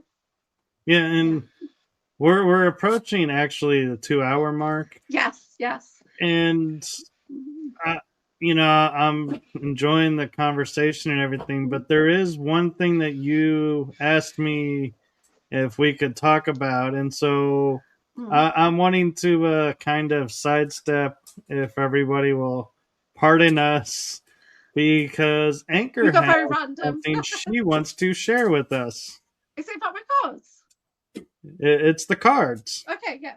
So I have created a deck of cards, and it's called the Breakaway Oracle. And I've created my own Oracle card deck. And you guys know I'm an Oracle, and I work with, like, behind me, there's always like 50 odd decks of cards behind me. And I'm always looking to develop the way I do my readings. And I work with a lot of experiencers now. So I've been trying to develop in my own experiencer deck that would help people through the debrief process of trying to remember your memories. So I've created this deck. So it's a 52 card deck. Called the Breakaway Oracle, and we look at things in there, just to give you an idea.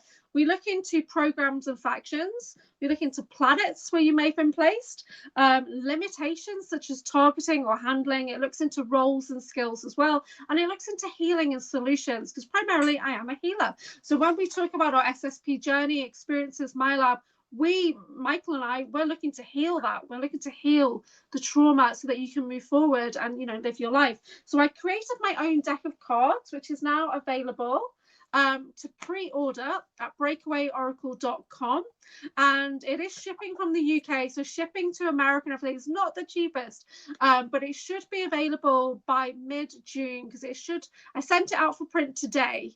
Right, and it's a limited run of 25 copies. So this is a little piece of AnchorHaven history where there's only going to be 25 copies right now.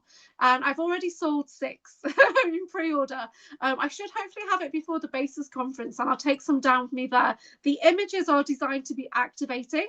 Okay, so it's like a multi-level thing. So the first thing is just about its education about these special access programs. So there's information in there to help you remember. There's the images that I've created, and I've put my energy into these images as well. So if you sat with them for meditation, they should help you. Plus, there will be a meditation available to download once you've purchased the card deck. Then also, of course, we've got the divination. So we can do the divination with the cards, or you can use the dowsing chart. So there will also be a masterclass available about how to work with these themes using a pendulum, because I'm a pendulum alchemist. And as we work with pendulum alchemy, we work with healing. So this is a multi-layered, not just a deck of cards, it's a full modality in its own way, specializing into people who, even it says on the back of the box here, make sense of your memories. This oracle deck is for experiencers, those who believe they may be targeted individuals, military abductees, MILABs, and super soldiers involved in the secret space program. Empower your knowledge with clarity cards to help support your remembrance journey. Discover your possible connection to the USAPs, the unacknowledged special access programs. Advance your meditation practices by focusing on the artwork to help you remember. So there's empowerment cards, which is about targeting patterns, which I do talk about a lot on my channel. Project cards, factions and programs, planet cards, the breakaway colonies, role cards, training and skill sets that you might have, and solution cards with healing and guidance. But for me, the focus is on the resonance, okay? Oh, it's resetting my internet again. So yeah, so it's on the resonance. So in the mini guidebook, which is not in the box, it's available to download. But I'll be working on an expanded book that you can purchase separately. Some people might not be into the cards. They'd rather have the book and work with it that way.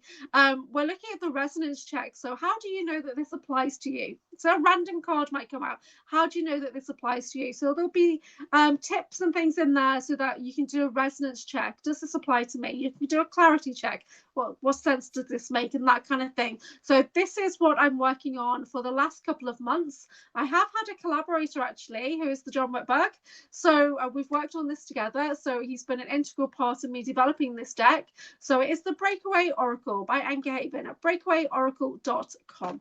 Okay. So I have an interesting question for you, because you had told me like you have a store in the US and a store in the UK. Do you have plans on making the deck available through the store in the US? Well, the one in the US is the Galactech Firestore by Sonia. So it's at the moment it's t-shirts and mugs. It's that kind of store. I don't know if I'll be able to get these out into an American store right now. Because I'm doing a short order as well. It does make them a bit pricey. Whereas if you're going to put them in stores, then it would be like you've got to do like 1,000 order, to get them into wholesale rates and things like that. Right. But yeah, so I don't know. Maybe I just need to ship them over to somebody I know in Texas, and then that person can then ship them out to other people. It'd probably work out more expensive anyway to do that, to send them over to you. I don't know. And then I was you could like, I go love to the how post this office for me. collaboration just took another turn. Hey, it was your idea.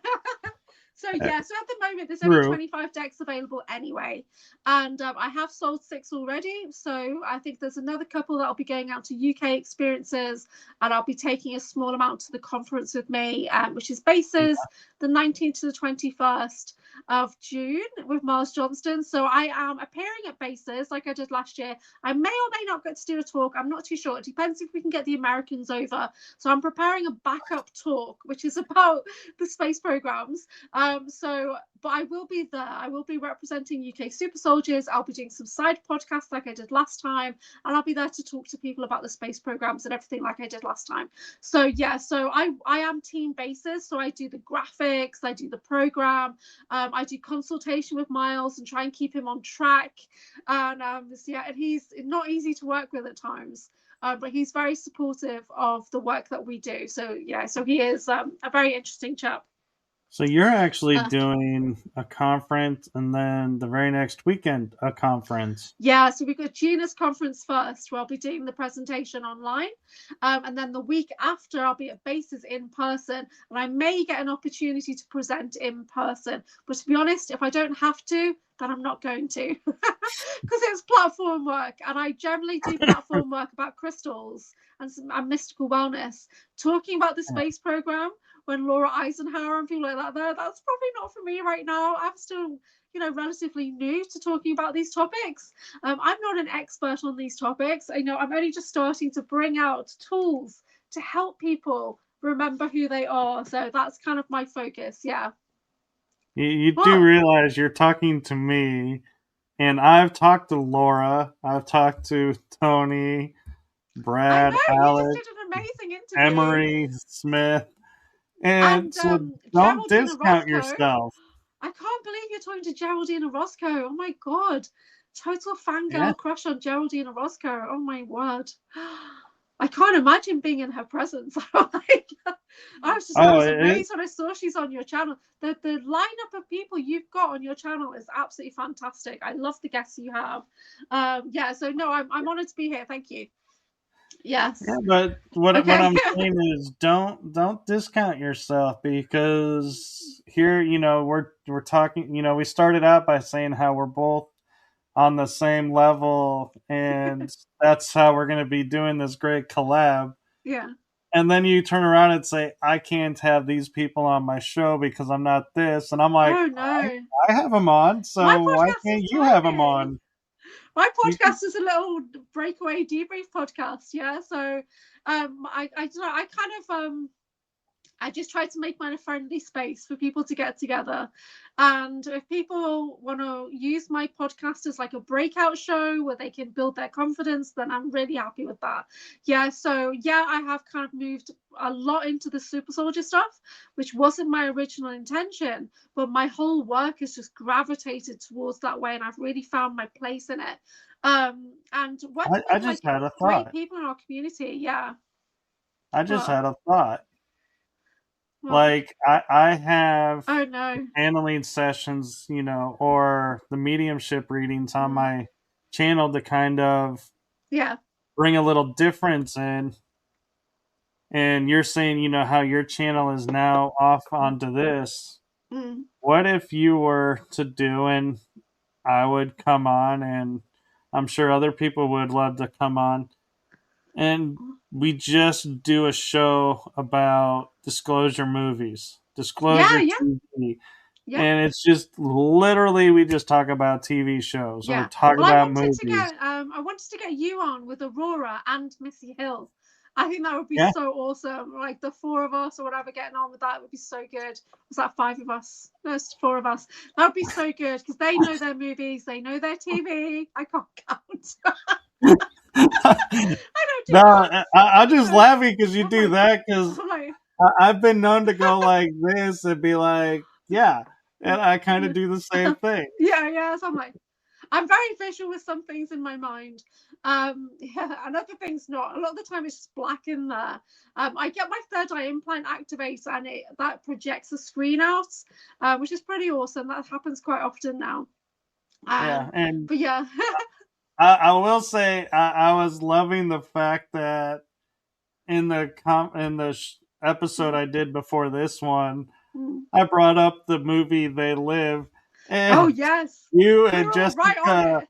were like, "They live," and I'm like, Oh my "Yes, I god! know you guys know I'm this." gonna submit that to John Whitberg for review because They Live. I remember when I watched it, and I watched it with my brother here in the UK. My brother's 12 years older than me, and that's what we had in common was movies and Star Trek. He literally raised me on that, right? So I remember watching that movie and just wow. But when you go onto YouTube now and put in They Live, it is absolutely still relevant.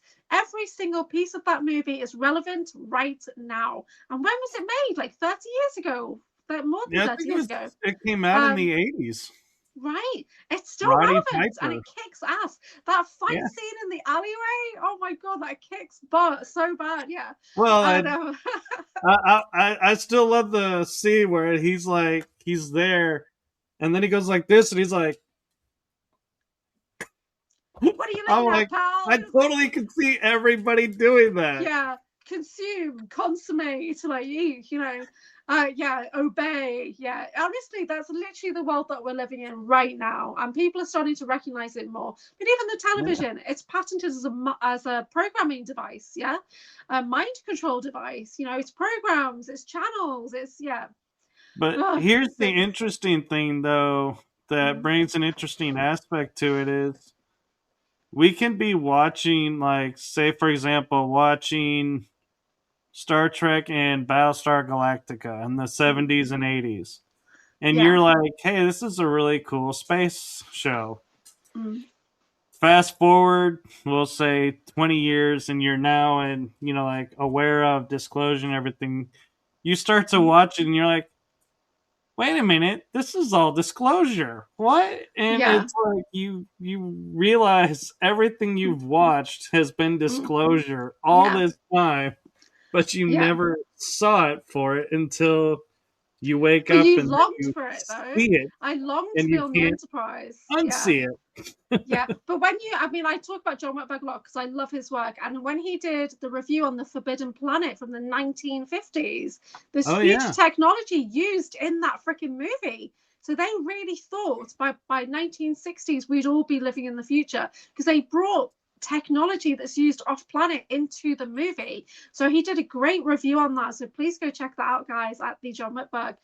So Yeah. here's so that USAPs in cinema. So that's unacknowledged special access programs in cinema. How they're working in this disclosure. They're working in technology. Even the uniforms or what. It's all there. It's all right there in front of you. Yeah. And what was funny is I was doing a channeling session with Starseed Lolo, and we were talking to the ant people, and I said to him, I remember seeing like Johnny Quest from the 1960s and Herculoids, I think is 60s, 70s, 80s maybe, but they're considered old cartoons.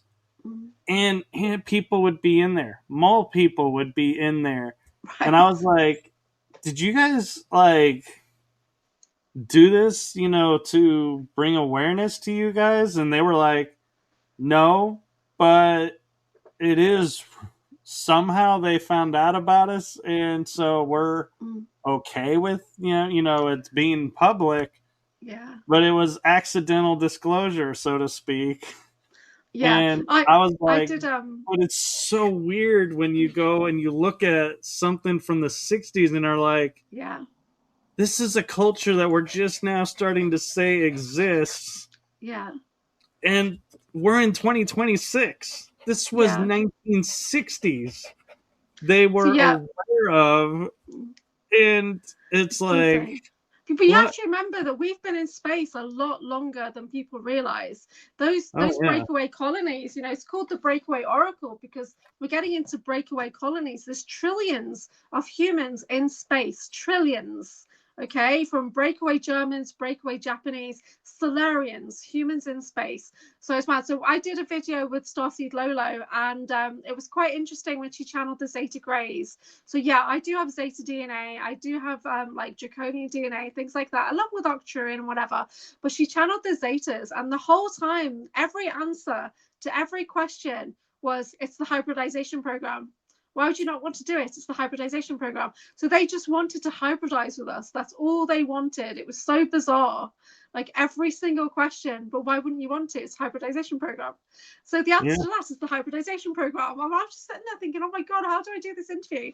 But Miss ET literally just wants to merge with us because they believe you are us. Hybridization program. That's it. That's all they kept saying to me.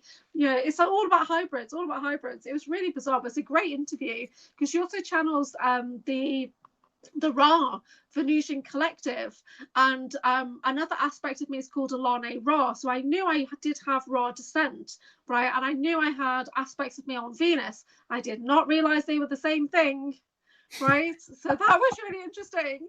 And because there's another person that I'm connected to who's also Ra Venusian collective, and I only found that out after I had that channeling, and I was just like, whoa, that's insane. So we're literally from some kind of lineage of these, you know, these sun gods of Venus or whatever, you know, they want to call themselves. I don't know. I thought that was amazing. So she's very good. Yeah, I can't wait to get her back on at some point. Yeah. Yeah, this has been so good. Thank you so much. Yeah, you know, and the funny thing about it is, you know, we sit there and we're like, oh, you know, we can, you know, point out to people this and that and all day long, but in reality, everybody can do it. It's just we're more aware because of how much we've been exposed to and learned already that we can help other people to see it. Like, you know, we point out, you know, watching shows that we are like, yeah, this is great for disclosure. Well, chances are you've seen the show, but like we said, you know, you didn't know what you were seeing. So how would you see the disclosure? But until when someone points it out, you can't unsee it. Like an example is you need to rewatch everything now. Once you start to get your memories, you've got to go back and rewatch everything, and you'll start to see it all over again. Right. Yeah.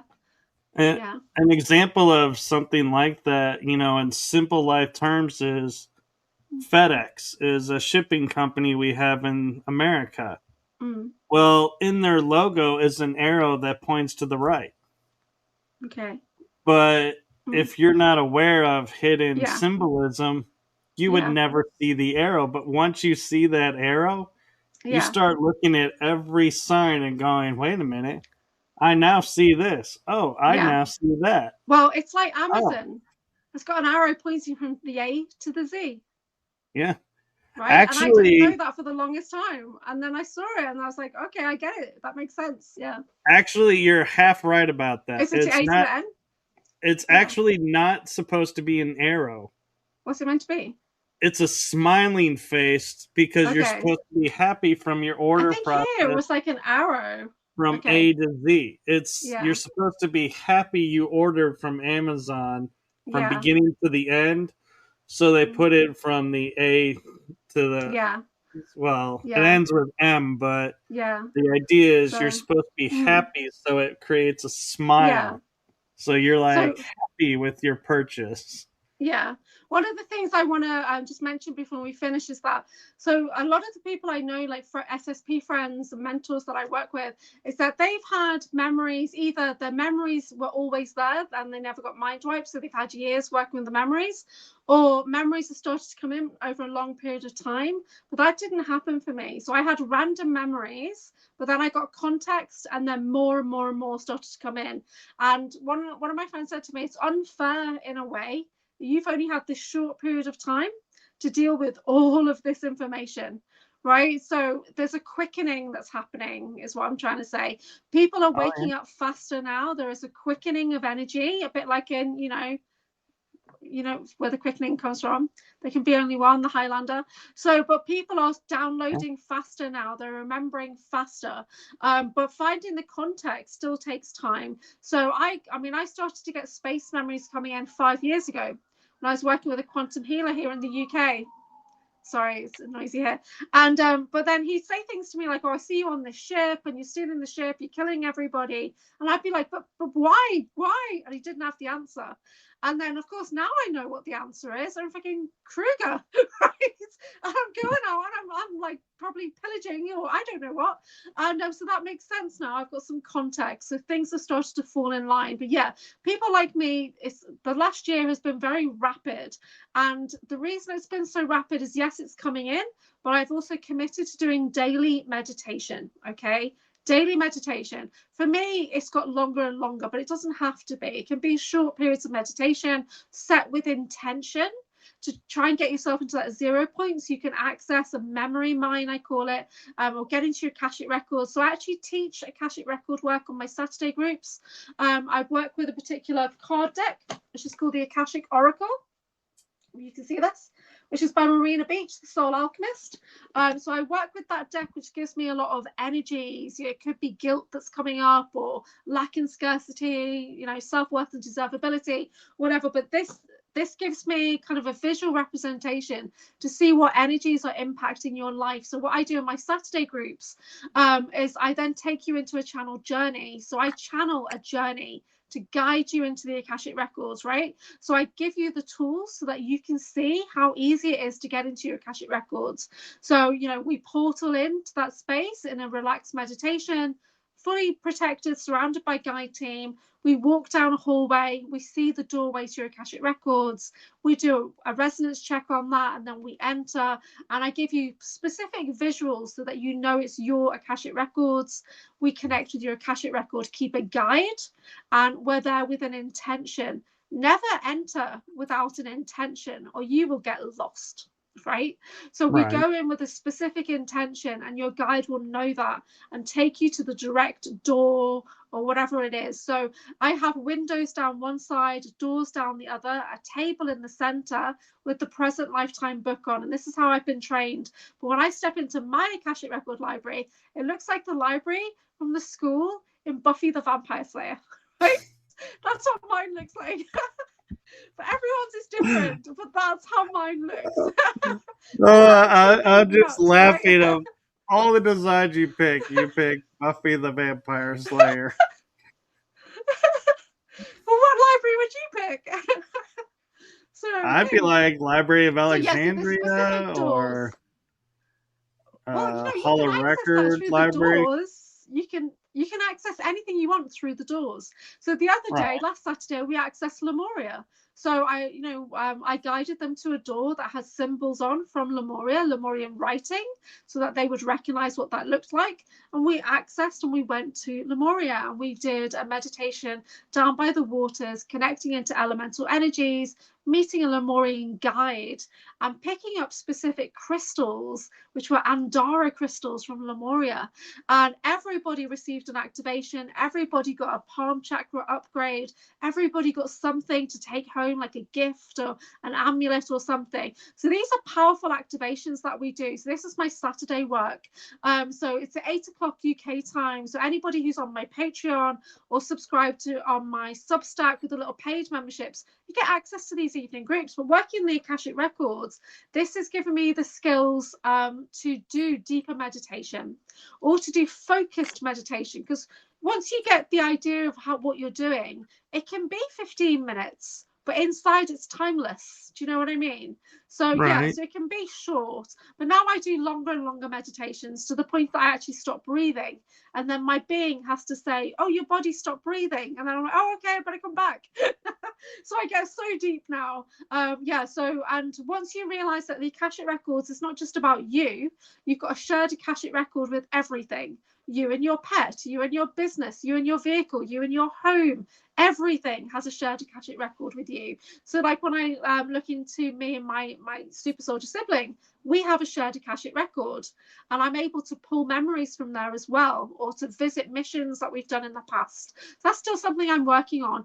But after we met in December, I had this amazing, like, it was very grand, doors opening to our shared Akashic records, and we both stepped through like it was a portal. And then I looked and he's there beside me, but we were in Italy. So it was like, wow, we just portaled into Italy. And then when I mentioned it on a podcast, he was in the chat and he's got the tattoo of that location right there. And you can't get a better verification than that we've just portaled into the exact location that somebody's got tattooed on their body that I had no idea about. It's like, because he never took his jacket off the whole time he was here. So yeah, so it's insane.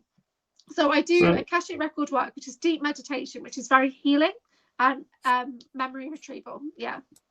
And you mentioned people are learning faster now.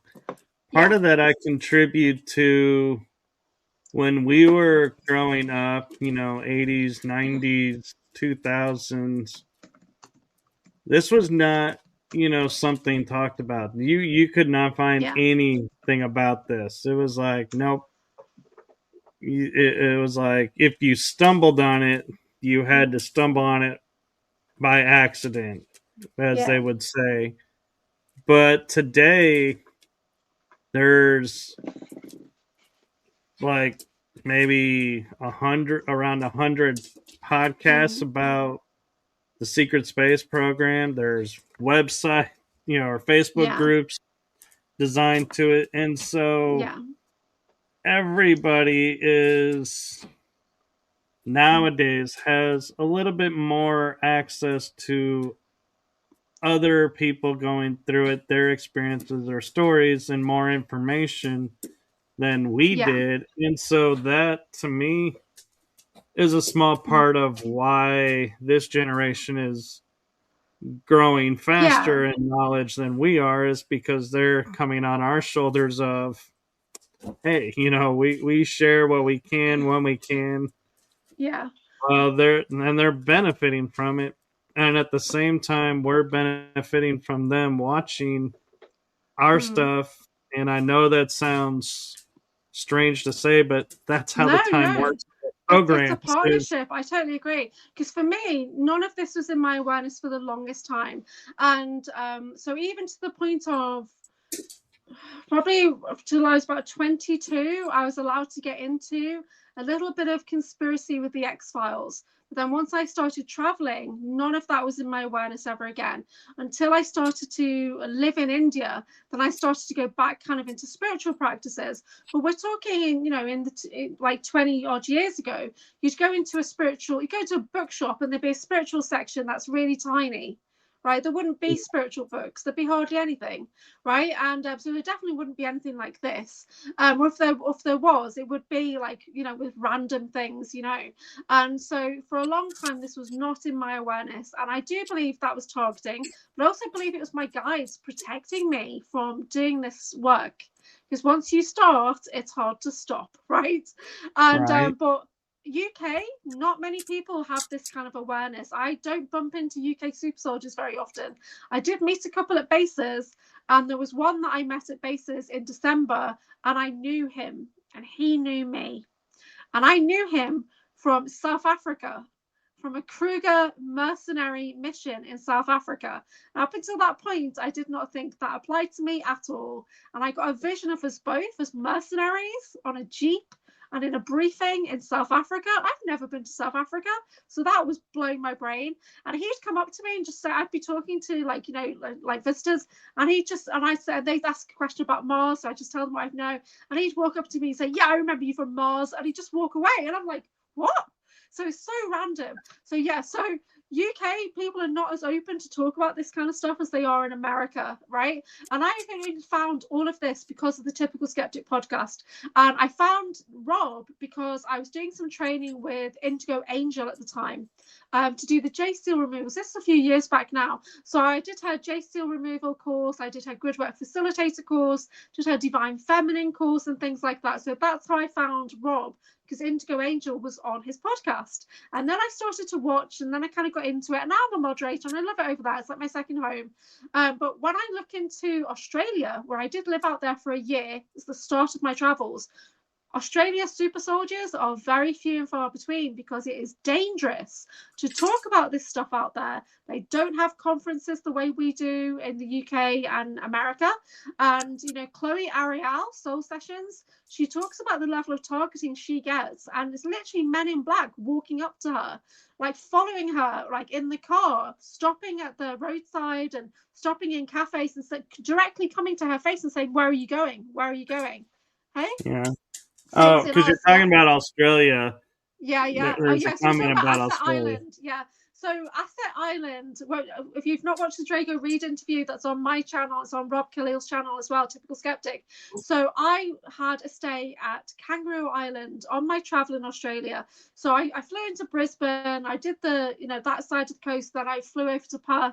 And I worked there for a bit, and I got a camper van, and I did the Nullarbor Trail. So you go all the way across to South Australia, and I was obsessed with Kangaroo Island. I just didn't know why, but I really wanted to stay there. So me and my Aussie boyfriend were going to stay there for about 3 weeks is what we planned, because I've been talking about it for weeks. When we got there, we stayed for 5 to 7 days. I can't remember now, but it was a maximum of a week, because I had to get off the island.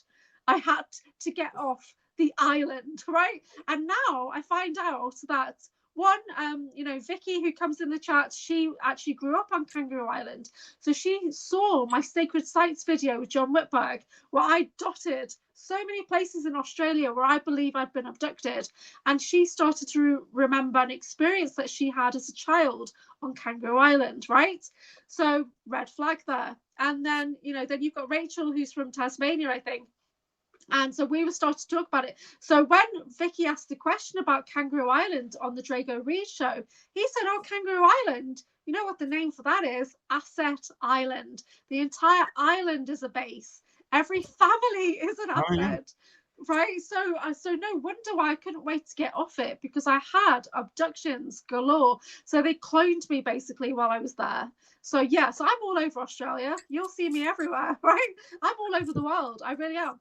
And now that you know that I'm a clone template, just like Drago Reed, you'll start to see us everywhere.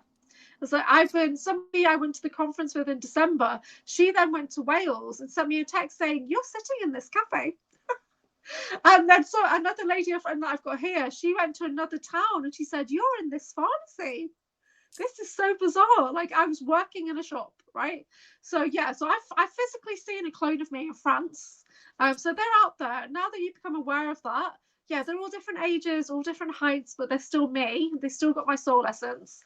From time to time, I tune into their energies. So yeah, Australia is quite a dangerous place, and most of it's because of I did a video on this, guys. Did a video on Australia because I'm looking into the global monarch programs, and I'm looking into the Commonwealth tie-up. So all the Commonwealth countries, I was literally transferred across all of them as an asset. That's what I realized on my travels. So when you start to look into that, it's part of a larger global monarch program. And in Australia, it's about the like the agricultural programs and everything. It's all really super dodgy. Yeah, all MK Ultra, mind control, asset creation over there in Australia. So yes, so there's probably a lot of Australian assets who are going to start to come forward now. Just like in Canada, tons of Canadian assets are coming forward right now, aren't they? We know a lot of Canadian super soldiers already. Yeah. Anyway, I'll leave it there. You know, and I get excited about clones. I actually have an interesting thought to leave people with. Like you're talking about having aspects everywhere. We all have aspects everywhere. Here's an interesting thought that I'm not saying it's true or not true. I'm just, hypothetically just throwing it out there because, like Rachel's saying, we've all already met then. It's like maybe, but could an alter aspect Yeah. of you be in a relationship with an alter aspect of me? And Possibly, how you never know. weird would that be? I could be living in Texas with you, another version of you on the other side of Texas, because Texas is so big. We might have 3 kids and 2 dogs. Who Yeah. knows? Yeah, who knows? And then you integrate it. It's like, how awkward would that moment be? Going, Like wait a double minute. date. What if you went on a double date and it was another version of you? That's weird, right? Yeah, I don't know. I've not thought about that before. Yeah, that's or interesting. here's one that's even more weird is what if you went on a date with your alter? Yes. What if I turn up on a blind date and it's literally like a clone of my dyad, right? My sibling, or because the male version of me is basically Jago Reed, and I'm basically the female version of him, right? That's the weird thing about it. We literally are. When you see us sitting side by side, you see that. So yeah, I don't know. That's weird. Well, and I don't like that. we're assuming all our alters are the same gender. That we Yeah. could have female genders, and so Kat is saying, well, AnchorHaven has been practicing her Texas accent. I sure have. So, what was known ages ago as a doppelganger? Yeah. So when I did the Miles radio show 2 weeks ago, and I said doppelganger, he interrupted me very abruptly to talk about clones. yeah. So yeah, so people know doppelgangers, don't they? But when you talk about clones, you're crazy, right? I was 10 minutes from running into my doppelganger. Literally. Wow. That's insane. I went into a store and everybody says to me that's working there, "Oh, you're back?" And I was like, "Back? I just got here." And they're like, "You weren't here like 10 minutes ago?" And I was like, "No." Yeah. And they're like, "Well, then your doppelganger just left." And I was like, "Man, that's pretty close." And yeah, I didn't think they would ever allow our clones to be operating like in neighboring cities because the odds of running into each other would be. Somebody in my chat earlier today or whenever it was, and they were literally saying that there's loads of clones of them in the same town. So I'm saying that, and I said, well, just the resonance on that would be really disturbing, because when you come in close proximity to another piece of your soul, you feel it, and it's awful. It's uncomfortable. I felt it. It makes you feel sick. I was just thinking about something. Yeah, if you want to know what other versions of me look like, then watch the TV show Orphan Black. So I've literally had all of those hairstyles. I'm not joking. I have. The whole thing is mirrored on me and Jago Reed in the Kruger cloning programs. So you see, I've even had dreadlocks. I've had my hair all of those styles, all of those colors. It's freaky. That's why I literally said, I think this is based on me. Jessica Morocco was like, yeah, I think so it is. And we checked the files. Yeah, it's based on you. So yes, so it's literally, so I'm the female character, and then Drago is like the male version, like the soldier version, Castor. Yeah. It's based on our archetypes. So it's based on our energy and our experiences. Yeah. So it's messed up, guys. Messed up. Anyway. And with that fun note. This has been great. Thank you so much. My website has now kind of transitioned over to my Patreon because I couldn't afford to keep my website going, and I wanted to set up my breakaway website. So anchorhaven.co.uk now goes directly to my Patreon, and you can be a free member over there. I've got loads of free resources, but I do have an online energy shop as well. So you can like download affordable Reiki upgrades and, little courses that you can do by yourself, and I'll send attunements over. I've also got bits of my podcast on there, and I've got expanded bios for my guests and things like that are in my Patreon. Did I get it right? Compass. Hey? Did I get it right? Yeah. On the screen? Okay. Yeah, I think that's right. Yeah. So my Inner Compass series, that's my debrief series. So there's information on there. So if you believe you're being targeted, if you believe you're a targeted individual, an empowered individual, there's information there. But I have done a few videos with Miles Johnston, so do check out those videos. Why are you laughing? I'm laughing because I just put your web address on and you have it as your name tag. Yeah, it's my name. I was like, I was like, I well, what thought, do you oh, do? I'm being nice and putting your website up so people can get to it. And then I look and I'm like, But it's fine. it's been If up you the put it in whole the chat time. with the actual kind of the full web address, then they'd be able to click it. But because you've not put the beginning on, they can't click it. See, moderator tips. Well, Yeah. I don't put links in the chat because Okay. You're when the you only one who close can. the chat disappears. It doesn't disappear. It takes time to process, and then it comes back available after a few hours. Yeah. I have never seen, and I went back and looked at a few things. I have never Yeah. seen the chat. Oh, it might be a setting that you've got on there, but chats generally just take a few hours to process, and then it'll be available for people to watch back the video with the live chat at the side. Yeah. But it takes a few hours to process. It's not instant. It doesn't always work for me when I'm in vertical mode on my morning lives. So I'm live pretty much 5 days a week for just our general community wellness check-in, talking about random topics and pulling cards. And I do that most days, like weekdays between 12 and 1 o'clock Eastern. I start that and I keep going for a few hours. So that's my 5 a.m. I'm getting up at 5 a.m. to do that, guys, right? Because I love you. So and I'm like, oh, good morning. Like, wash my face and brush my teeth, and I don't brush my hair, so I'm like, oh, good morning, everybody. I love that little 30-second guilt trip that you threw out there. Love you guys. I will keep showing up if everyone keeps showing up for me. So there you go. I'll keep dragging myself out of bed at 5 a.m. So no, it's a lot of fun. We have tons of fun in our morning lives. They're really, really funny. Yeah. And I read out everything I see in the chat. So you have to be careful what you put in there. And if you don't want it read out, you have to put do not read this out. Otherwise, I will literally read out the worst things ever. I'm terrible. Because I have to read everything I see. That's part of my autism in a way. I literally, if I look at the chat, I have to read the chat constantly. That's why I'm trying not to look at the chat too much today. So yeah, the US crowd stays up late so that they can do my early morning live. So it's like after midnight for them, and it's 5 a.m. for me. Yeah. So but we get some Aussies, and it's like evening for the Aussies. Yeah, but it's the next day for the Aussies. It's really weird. Anyway. Yeah, I've done your wee hour in the morning chat. And in the wee hours, you know why it's in the wee hours? Do you want to know why? Because Robert Typical Skeptic was doing 4 shows a day, and it's the only time I could get on my channel, right?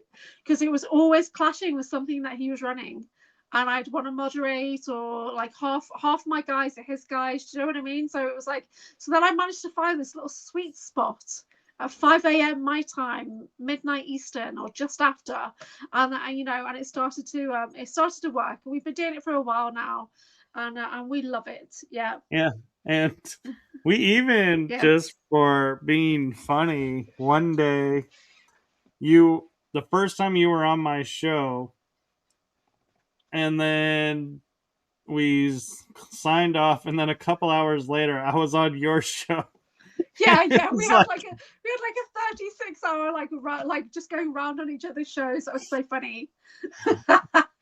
You know what's bad though, because you've got that intro, I have to cut it out of the recording or I get copyright strikes. So this one, when I pull it off the internet, I have to cut the start and the end off because you intro and outro. Oh, it's fuming. Well, okay, so I get copyright, but I don't get, it doesn't strike my channel. They just say, be getting copyrights for something that you've created. Oh, unless it's not my music song that YouTube doesn't like. Oh, it's not your song. Okay. It's not my song, but I have given YouTube the license, and they keep flagging it, so I just stopped giving them the license. Well, I got flagged, and then I had to figure out, okay, how do I chop this off and all that. But it was the same with Sean Bond at Sonic League, because I do quite a bit over there, and I have to completely cut out his intro and outro, so I have to do the same over there, or I get a flag. Yeah. So this is what I get, is I'm looking at it now, is I get copyright, and it says copyright protected content found, but the owner allows it, so it's okay. I don't get. Okay, no, I don't get that. I get you need to change that, or you're gonna not be able to be monetized. That's what I get. And I've only just started I've to get a gotten little those. bit of monetization, so I can get super chats now. I can get super thanks, super stickers, and that kind of thing. And I think I made like 30 cents off videos. So yeah. Yeah, I have a couple of times. I'll put a song on a ad that I was doing, and they would say, "Oh, this ad is not available. This music's not Yes. available in other countries," and I'm like, That "So they happened to don't me get the music? recently. I don't I care." did. I did a promo reel that was so crack-a-lacking. I absolutely loved it. And I made it on InShot. It was so good. The music was Crack-a-lackin'. thumping, right? And I put it on Facebook, Instagram, TikTok, fine. Put it on YouTube, flag straight away. And then I had to change the music. And then it was like crack-a-runkin'. It wasn't as good. So yeah, it's fine. Yeah. So I did an episode where I was celebrating Texas Independence Day. Yeah. And I had all this Texas music on it, and they were like, "Oh, well, this one song is being flagged on YouTube, and you need to change it." And I was like, "Okay." So I went to change it, and they were like, "No songs about Texas." I was like, "Well, this is kind of defeating the purpose." So I'm just going to comment on what Rachel's put there, that this one was advertised, but mine on my channel are not. And that's because I don't use StreamYard. Yeah, so I can't use StreamYard because you see what happens every 15 minutes, my internet gets messed with, even as a guest. So when I try and host on StreamYard, it blocks my router. And the handlers hack my StreamYard. StreamYard is not very safe. And so I've stopped using StreamYard and I just go directly from my phone. And when I have a guest on, I use Zoom. So you don't get the links beforehand like you do with StreamYard. That's why. Right. So, but generally, Monday to Friday or Saturday, I am live. Which would be between 5 and 6 a.m. I'm generally live Monday to Saturday morning, and Sunday I do have a rest on a Sunday. But I've got quite a few podcasts coming up this week. I've still got another 3 podcasts to do this week, I think, and I've got a couple next week, but I'm going to ease off for a week or so. Because I'm preparing presentations for conferences and I'm finishing off the guidebook and everything for the Breakaway Oracle deck, which is the breakawayoracle.com. And so that's why my stuff isn't advertised, but I do put regular posts out, and if you join my Patreon, I'll try and put a schedule out, but most mornings I do, unless I've done something quite late, like this one is 2:30 a.m. I'm not going to be live in 4 hours, probably not, but I might do an afternoon, or we'll see how I feel. So when it depends on, because this is a late one for me, we started at midnight. So this is quite late one. Thank you for that in the chat. And so but generally I come on as much as I can, because I've got nothing else to do and this is what I love to do. So there you go. How does it get any better than that? Yeah, and I'm loving the fact that I put the www in front of it and it's not a hyperlink. No, you have to put the HTTPS. Oh, you didn't tell me that part. Well, I don't even think I've got www on my else. I don't think so. I don't know. But yeah, so it's breakawayoracle.com. Breakawayoracle.com. Oh, I did it right the first time. Yeah. So the breakawayoracle.com is for the card deck where you can pre-order a deck of cards, and you'll be able to access the guidebook that goes with that and the meditations that go with that. By mid-June it'll start be ready. So I'm still working on that. There you go. That's perfect. Thank you. Okay, so we're finishing up now. So thank you so much for joining us. We really appreciate everybody joining us in the chat. Sorry, this is your podcast. I know. I'm laughing at the fact that you get two hosts together. We say router and you say router, because to us a router is something you put into a pipe to clear the pipe. Okay, well this is a router.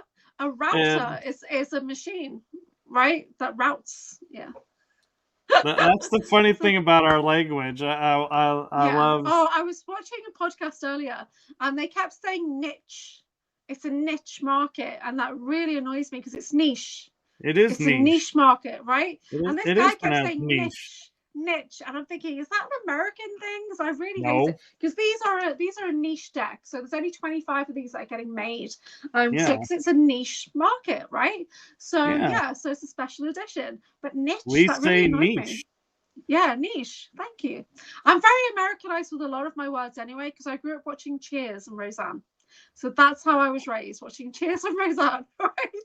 That's why I'm very sarcastic at times, and I'm a bit of a, bit negative at times because of Cheers and Roseanne, right? That's the excuse. Okay, definitely niche, says Kat. Thank you, Kat. Kat's got such a beautiful accent. Terry can't wait to get hers. So excited. Yes. So they went off to the printers today. Hopefully I'll get them in the next 2 to 3 weeks, and then I'll be able to ship them out to you guys. So yeah, so thank you to everyone who's pre-ordered, and you're helping me cover the print costs. So I really appreciate that, because it's not cheap when you do your own small order for Oracle cards. It really isn't. Just when I did, I ordered a sample, but they actually sent me 2. That cost me $65 to order a sample. Okay, so to give you an idea, it's not easy, but it's our very first thing. It's the very first thing I've ever finished and have published, so I'm quite proud of myself. So thank you everybody for supporting the process. Yeah. So just so you know, you made your first US sale. Oh wow, thank you. It actually wasn't awesome. as bad as I thought it was going to be. Yeah. Oh, that's so cool. Oh, I'm stuck. I think my video's glitching again. Yeah, we're on the 15-minute mark. My video's glitching. Every 15 minutes, my video's glitching. This is what happens. I get targeted on StreamYard. Yeah. So that's really cool. Thank you so much for purchasing my Oracle deck. Yeah, you're welcome. It's on my end. I get a lot of targeting over here. I'm okay on Zoom generally because it's got extra encryption. Yeah. But it's just Terry. Yeah, there we go. Says, "Hey, I'm in the US, so I have sold 6 to the US already. So you're my 7th US sale, and I've got 2 UK sales which will be going through at the end of the month as well. Yeah, Kat's got them as well. Yeah, so it's going to be really cool. So thank you guys for supporting my little dream, and you've got a piece of AnchorHaven history coming your way in the next few weeks, hopefully. And so it's really cool. I honestly, I'm not sure if they're going to make any sense to anybody at all, but I'm going to do as much as I can to make them work, right? To make them really helpful. And hopefully people will find them energetic and beneficial. So yeah. Just know I'll be calling you every card I look at going, what in the world is this? No. Honestly, they're very clear. The cards are very clear, and there'll be quite a bit of information. So there'll be a mini guidebook, but there's also an extended version available as well. So that's what I'm working on at the moment. And I've been working with John Whitberg on some of these things. Yeah, so a lot of the so some things have come directly from John Whitberg, and then I've expanded into it with psionics and things. So yeah, so it should be interesting. So I actually jumped the gun and ordered too soon. I could have got the extended version. Well, it's the book that's going to come out separately. That's the extended version. So that'll go onto Amazon eventually when I finish that. But to go with this one, there'll be a PDF that you can download, which is like a mini guidebook. And then there'll be other accessories that you can download as well, which will be like charts and things like that. Yeah, for divination and alchemy. So why are you laughing? No, I'm laughing because I'm picturing it's going to be like most apps where, now that you bought the deck, it's $5 for this, $5 for that, $3 for this. No, you'll get plenty. You'll get a lot of bonuses with the deck, right? Yeah. So I'm not that bad. Come on. I tried to make everything as affordable as I possibly can. That's why I was laughing. I knew it wouldn't be you, but I was laughing that you totally could be doing that if you're not. If it takes off, this is the first edition. If it takes off, the second edition might be $300, and it might be in gold plated or something. I don't know. It's funny because I work with this one. This cost me probably about $60 to $70 for this deck. And when I got the Misha Johnston Experiencer cards, the cost of the cards were about $30, and the cost of shipping was like $30, right? So to get things over from like the US, UK, vice versa, it's quite pricey. So yeah, so it's tricky. But they're pretty good. So I still work with them all the time, and I'll probably merge the two decks, to be honest. But wait, there's more steak knives. I don't get that, but that sounds funny. I'm very literal. Yes. There's Okay, more so steak knives. yeah, so we're finishing up now, guys. Thank you so much for joining us. This has been a really good, fun show. I hope you've enjoyed it, and I will put this on my channel when I get the recording tomorrow, and I will put that on my videos.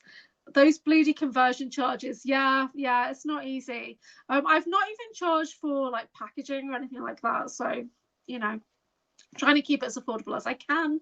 Unfortunately, people who are like in Australia, I think that'll probably work out more, but I'll cover the cost on that. Do you know what I mean? It's like, I just want to get it out there, this first one, and then we'll see if it's any good.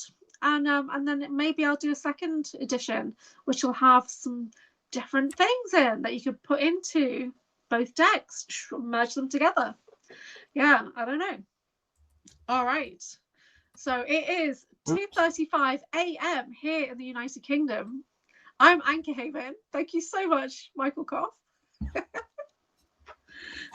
I was trying to get accommodated for the last second because we were making it sound like the sales pitch with the and you get. So I was going to leave you with this. For a limited time only. Getting for. Well, it's actually very, very affordable because it's only £22 the deck, and then you've got the shipping. So I really have tried to make it as affordable as I can, and you're getting bonus pendulum class, pendulum charts. You're getting like so much bonus to go with it. Yeah, it's going to be really cool. Bonus meditation.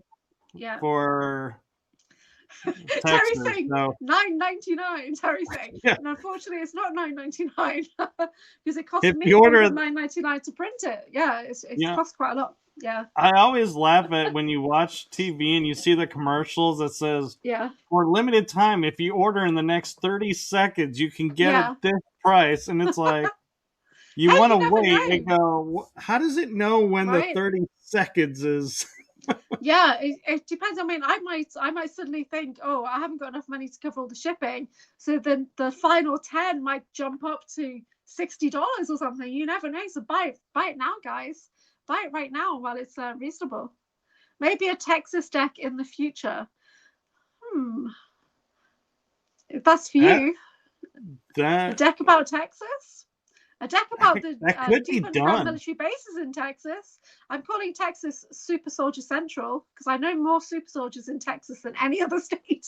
I really do. We're a huge military base, so yeah. And we're a UFO hotspot state. Yeah. And we are large enough that we can put, I think, 5 UKs in Texas and have land left over. Yeah, it always amazes me how far it is to get from, like, say, where you are to the airport or whatever. It's like, that's like me traveling to London, right? That's a long way. It takes me an hour to an hour and a half to get to the airport. Yeah. Gosh, that's not too bad.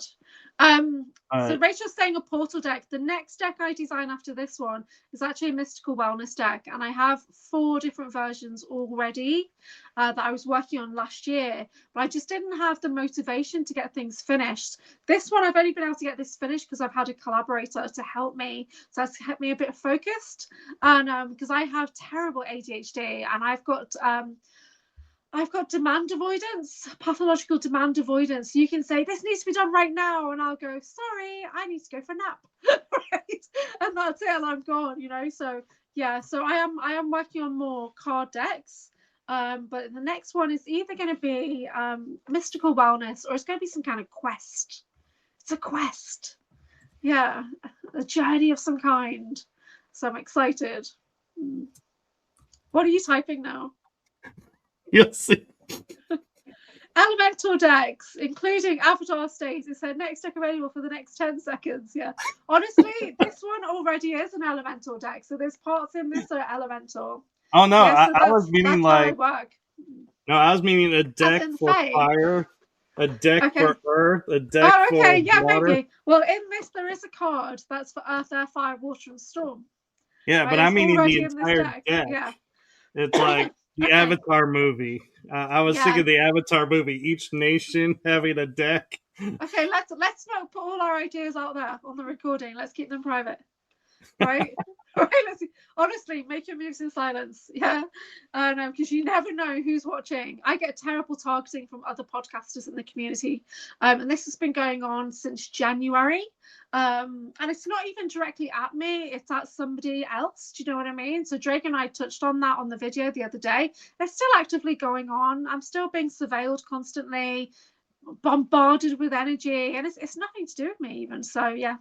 And Hey, this has now officially become my longest episode has it? in 4 years. This is my longest episode. Woo, that's great. Okay, so we're gonna finish up now because it's 2:40 a.m.